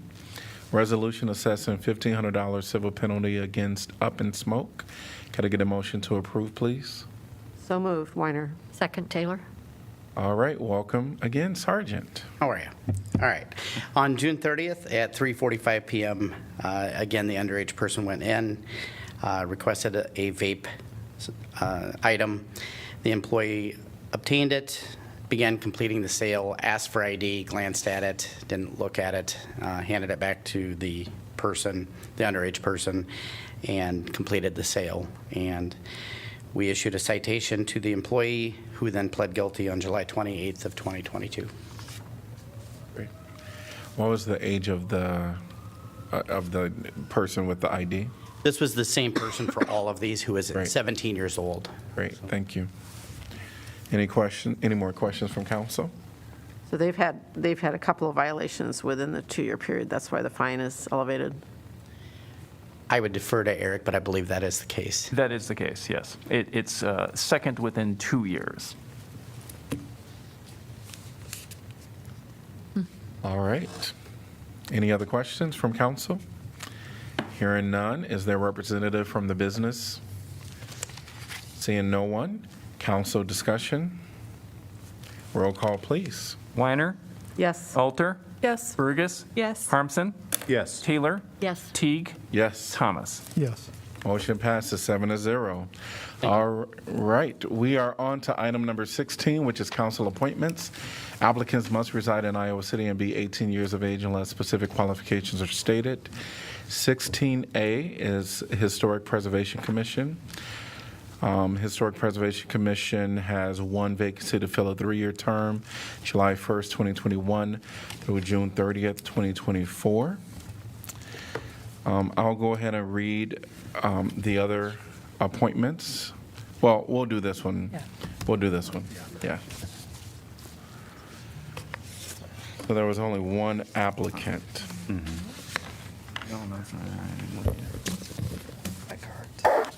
Although their choice was, their comments really were surrounding the Human Rights Commission. Right, that was all I was going to say, is that we basically know nothing except they live in the right place. Yeah. With respect to their interest in College Street, right. in this. But they just applied, so Well, and they applied for both. yeah, I mean, they noted that they also were interested in HPC. Am I reading this right? This is one that's been open for over a year? I would be okay with this. Yeah, I think we should I'm go ahead and appoint inclined this to person. fill it. Do you want to do these individually, Mr. Mayor, or do them all and then vote Well, at the end? we'll vote at the end. So I'm hearing support for Cole Eckhart. Yes. All right. And we're going to move on to item number 16B, is Human Rights Commission. Human Rights Commission, one vacancy to fill an unexpired term effective upon appointment through December 31st, 2024. Yeah, my only note on this before we discuss is that it's required to be a male in this case, which cut out a lot of really good applicants. Right. This was an I'm incredibly always rich impressed. field. I'm always impressed by the caliber of applicants, particularly for this commission and a couple of others. So thank you. Please apply again. 22 applicants by my count. Or stick with it, please. Yeah.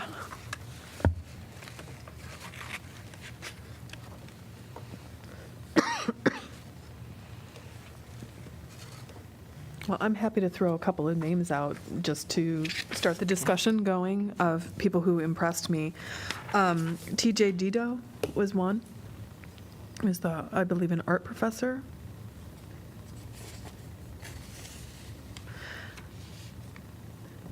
Oh, that's a female. Yeah, is that a female? Oh my gosh. My apologies. My apologies. I misread it. Yeah. I misread it. She's very impressive, though. I know, but I agree. Very I know her. impressive. Yeah. Put it very impressive. Yeah. Appears to use they them pronouns, but designated as female. I'm Yeah, not sure no, what we should do about our applications in this. I misread. So I'm going to let other people go. I was impressed with Kim Gilmore Sr. I think he's applied before, seems to have a good knowledge of the HRC, good background, and stated that he's African American, which would kind of help our diversity on our commissions. Just throw that one out there for you guys.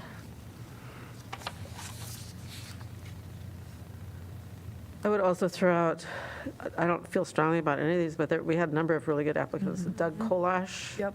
Worked very hard. Oh, yeah. Worked on Hawkeye Pride, Alumni Network, and so LGBTQ and so forth. And also Matt Arnold.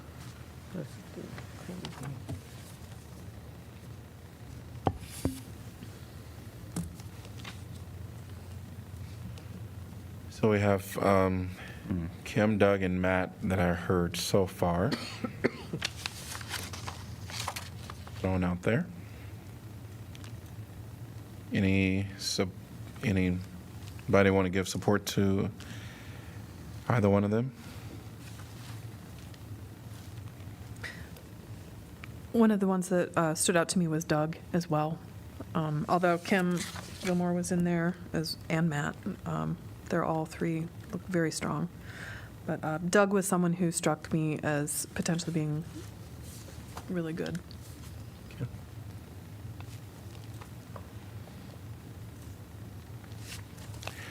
I can support Doug.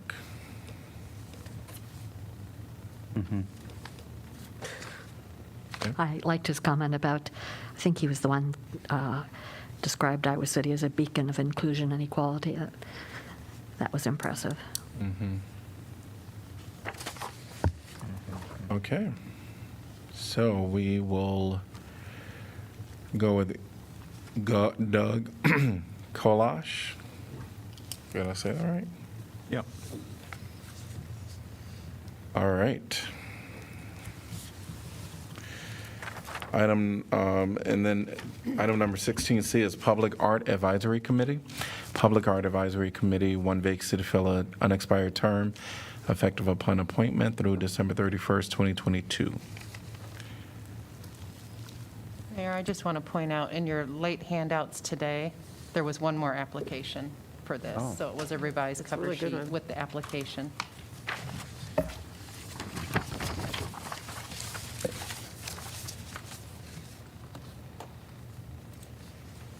So also want to point out that this appointment is for less than 6 months. So if the council wishes, we can appoint for an unexpired term upon appointment, plus a full 3-year term, January 1st, 2023 through December 31st, 2025.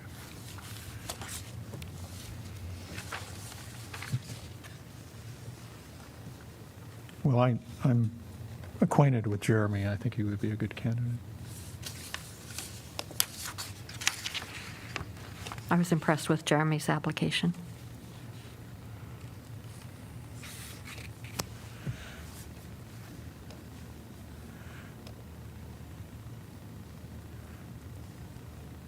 Any other comments? Both applications look good, but if Yeah. okay with Jeremy. Okay. All right.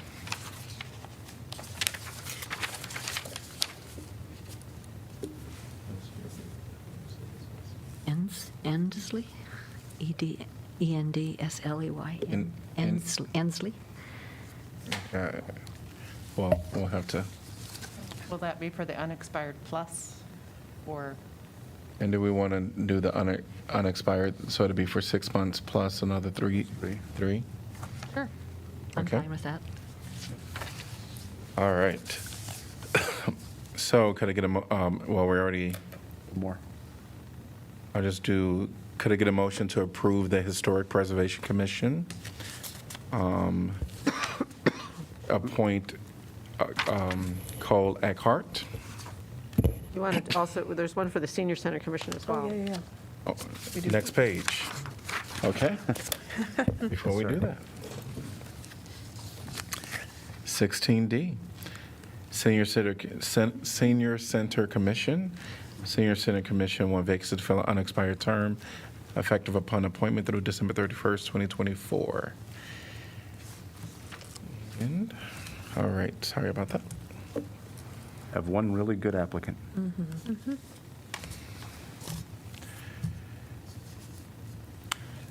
And we're okay with that? Mayor, I just want Absolutely. to make sure everybody realizes that the applicant is a city employee. Is it what? Is Oh, a city employee. I don't. Is there conflict? Go ahead. Well, Ms. Lard is a transit supervisor, if I recall, and the Board of Commission you're considering her for now is Senior Center Commission. I don't think there'd be a conflict between those two. Unlike, say, the Human Rights Commission or something, which would have a much, or CPRP, which would have a much broader perspective. The Senior Center seems narrow in its focus, and it would be hard for me to imagine that there'd be a conflict. If there was, as it related to, let's say, parking in Tower Place, she would probably just have to recuse herself from that vote. May I ask then, because she mentioned it in her application, and I know her, she is one of the co-founders of the Diversity Market. Yes. And so say there was some kind of a, like, wouldn't it be great to have a way to engage seniors with the diversity market? Would that be an instance where she would also have to recuse herself, or would that be something that could be like a welcome community connection? Would she have to recuse herself from the? I don't know, It's from, not a city issue. it's not a city issue, right, I guess, that's. Well, yeah, I just want to make sure I understand, like recuse herself from the discussions in the senior center? Is that what you're asking? Yeah, if there was some plan that was like, hey, let's get the seniors to come to the diversity market, how can we make that happen as a commission or something? Yeah, I would think probably not. That's kind of a fact-specific question. Yeah, I realize that. Obviously, if there's any kind of financial interest on her part Okay. or anything like that, my memory is that she owns, I think, JD Beauty Supply or something Mm-hmm. out there. So if there looked like there was a financial conflict, then sure. But if it was just trying to be more engaging of the senior citizens Exactly. out there, Okay. no. Okay, great. All right. So, I think we're ready for appointments. Could I get a motion to approve the following in regards to the Historic Preservation Commission, East College Street? Could I get a motion to appoint Cole Eckhart in relationship to the Human Rights Commission?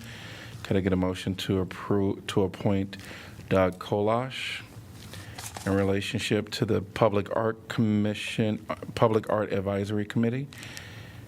Could I get a motion to appoint through December 31st, 2022, and also appoint for January 1st, 2023 through December 31st, 2025, and that appointment will be for Jeremy Inslee. And could I also get a motion to appoint Tasha Lard to the Senior Center Commission? So moved. Second. Moved by Taylor, seconded by Alter. All in favor, say aye. Aye. Any opposed? Motion passes 7-0. Item number 17 is an announcement of vacancies previous. Applicants must reside in Iowa City and be 18 years of age unless specific qualifications are stated. Housing and Community Development Commission, one vacancy to fill an unexpired term. Applications must be received by 5 p.m. Tuesday, September 13th, 2022. Ad Hoc Truth and Reconciliation Commission, one vacancy to fill an unexpired term. Applications must be received by 5 p.m. Tuesday, September 27th, 2022. Airport Zoning Board of Adjustment, one vacancy to fill a 5-year term. Airport Zoning Commission, Iowa City Representative, one vacancy to fill a 6-year term. Historic Preservation Commission, Jefferson Street, one vacancy to fill a 3-year term. Vacancies will remain open until filled. And we are at City Council information. combine committee plus, Yes, committee, all of it. oh, if we can combine that way. I'll start with committee, and Councilor Harmson and I are on the Rules Committee, and you can chime in if you want to. Go right ahead. We met recently, as you saw, in both the consent agenda and commission meetings for the CPRB and the HCDC with changes to their bylaws.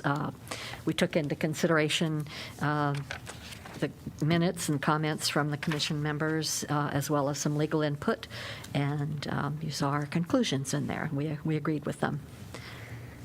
Would you like to add anything to that? Or?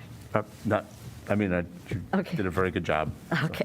We got a great committee. We do. Don't have to meet very often, but they have some good important decisions to make, and I think these will be good changes and very positive changes to their bylaws. We had a lot of questions, but got those questions answered. That was all I had for committee. For announcements, I hope everybody had an enjoyable Labor Day. I'm fortunate enough, I'm on the Monday refuse route, so I was fortunate enough to have the city workers, so thank you to those city workers who worked on Labor Day and picked up our refuse as usual, so thank you to them. It was a great weekend. Saturday, I had a chance, my first time, to view a outdoor movie at the Chauncey. I know Councilor Thomas will agree with this too. When we first talked about this and the whole Chauncey thing and having a movie in there, I was like, how can that be? You know, that there'll be traffic noise and just all kinds of things. And there was only one time that a fire truck was very loud, but otherwise, most of the traffic noise we didn't even notice. They had, I think, the theater, the volume was high enough that's what you paid attention to. It was a great movie and a great turnout, I thought. And I was there too. Everybody kept complaining about the weather and, I wish the weather was better, but it wasn't too bad. It was a little bit chilly, but not bad. So that was very enjoyable, and I'll hopefully be able to go to another movie there because that was fun. And then Labor Day on Monday, actually finally had the opportunity. We hadn't, it's no secret that I'm a member of Organized Labor, and we, first time since 2019, we're able to have the in-person picnic, which we always have, and it's always well attended with over 100 or something people. So it was great to see some longtime friends and see some new faces. So that was fun. So I hope everybody had a very enjoyable weekend. That's all.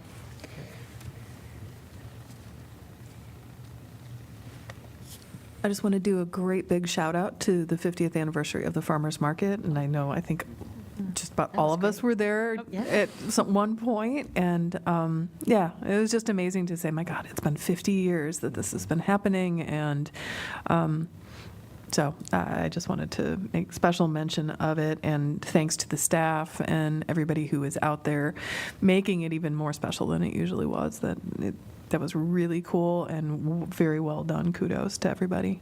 Yeah, I'll date myself by saying I remember when they opened. You're like Alaska's age.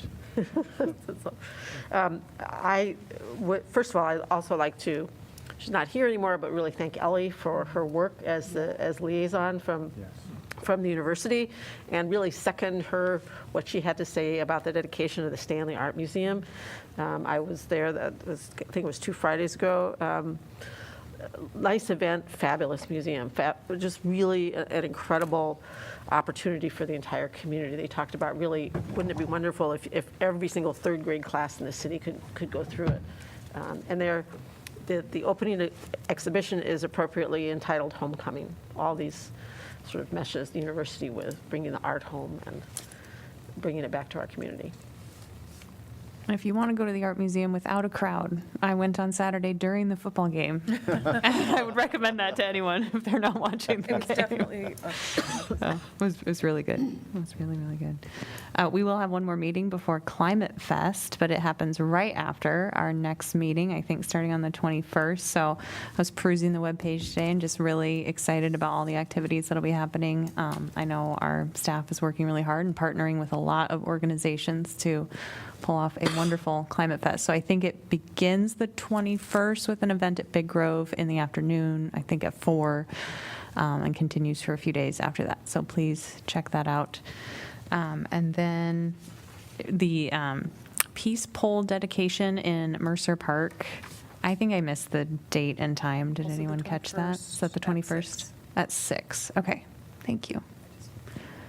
We did have a really interesting EasyCog meeting if we're doing our board and commission updates. Also, our last EasyCog board monthly meeting was at the Innovation Lab up in Monticello. And that is a nonprofit that runs it that I'm going to blank on the name of the overall organization, but they're doing some really interesting and creative work, primarily supporting more rural communities, but I know they're collaborating with ICAD as well. They have a co-working space and kind of a maker lab and a whole lot of different things that they support for entrepreneurs and small businesses. So that was just a very exciting board meeting to learn about that. So I encourage you all to check it out. Field trip. Any other updates? All right, we're going to go to item number 19, reports on items from city staff. We'll start with our city manager's office, Nothing tonight, Mayor. our city attorney, Nothing from me either. Thank you, Mayor. and our city clerk. Nothing from me. We're at item number 20. Could I get a motion to adjourn? So moved, Taylor. Second, Fergus. All in favor, say aye. Aye. Any opposed? We're adjourned.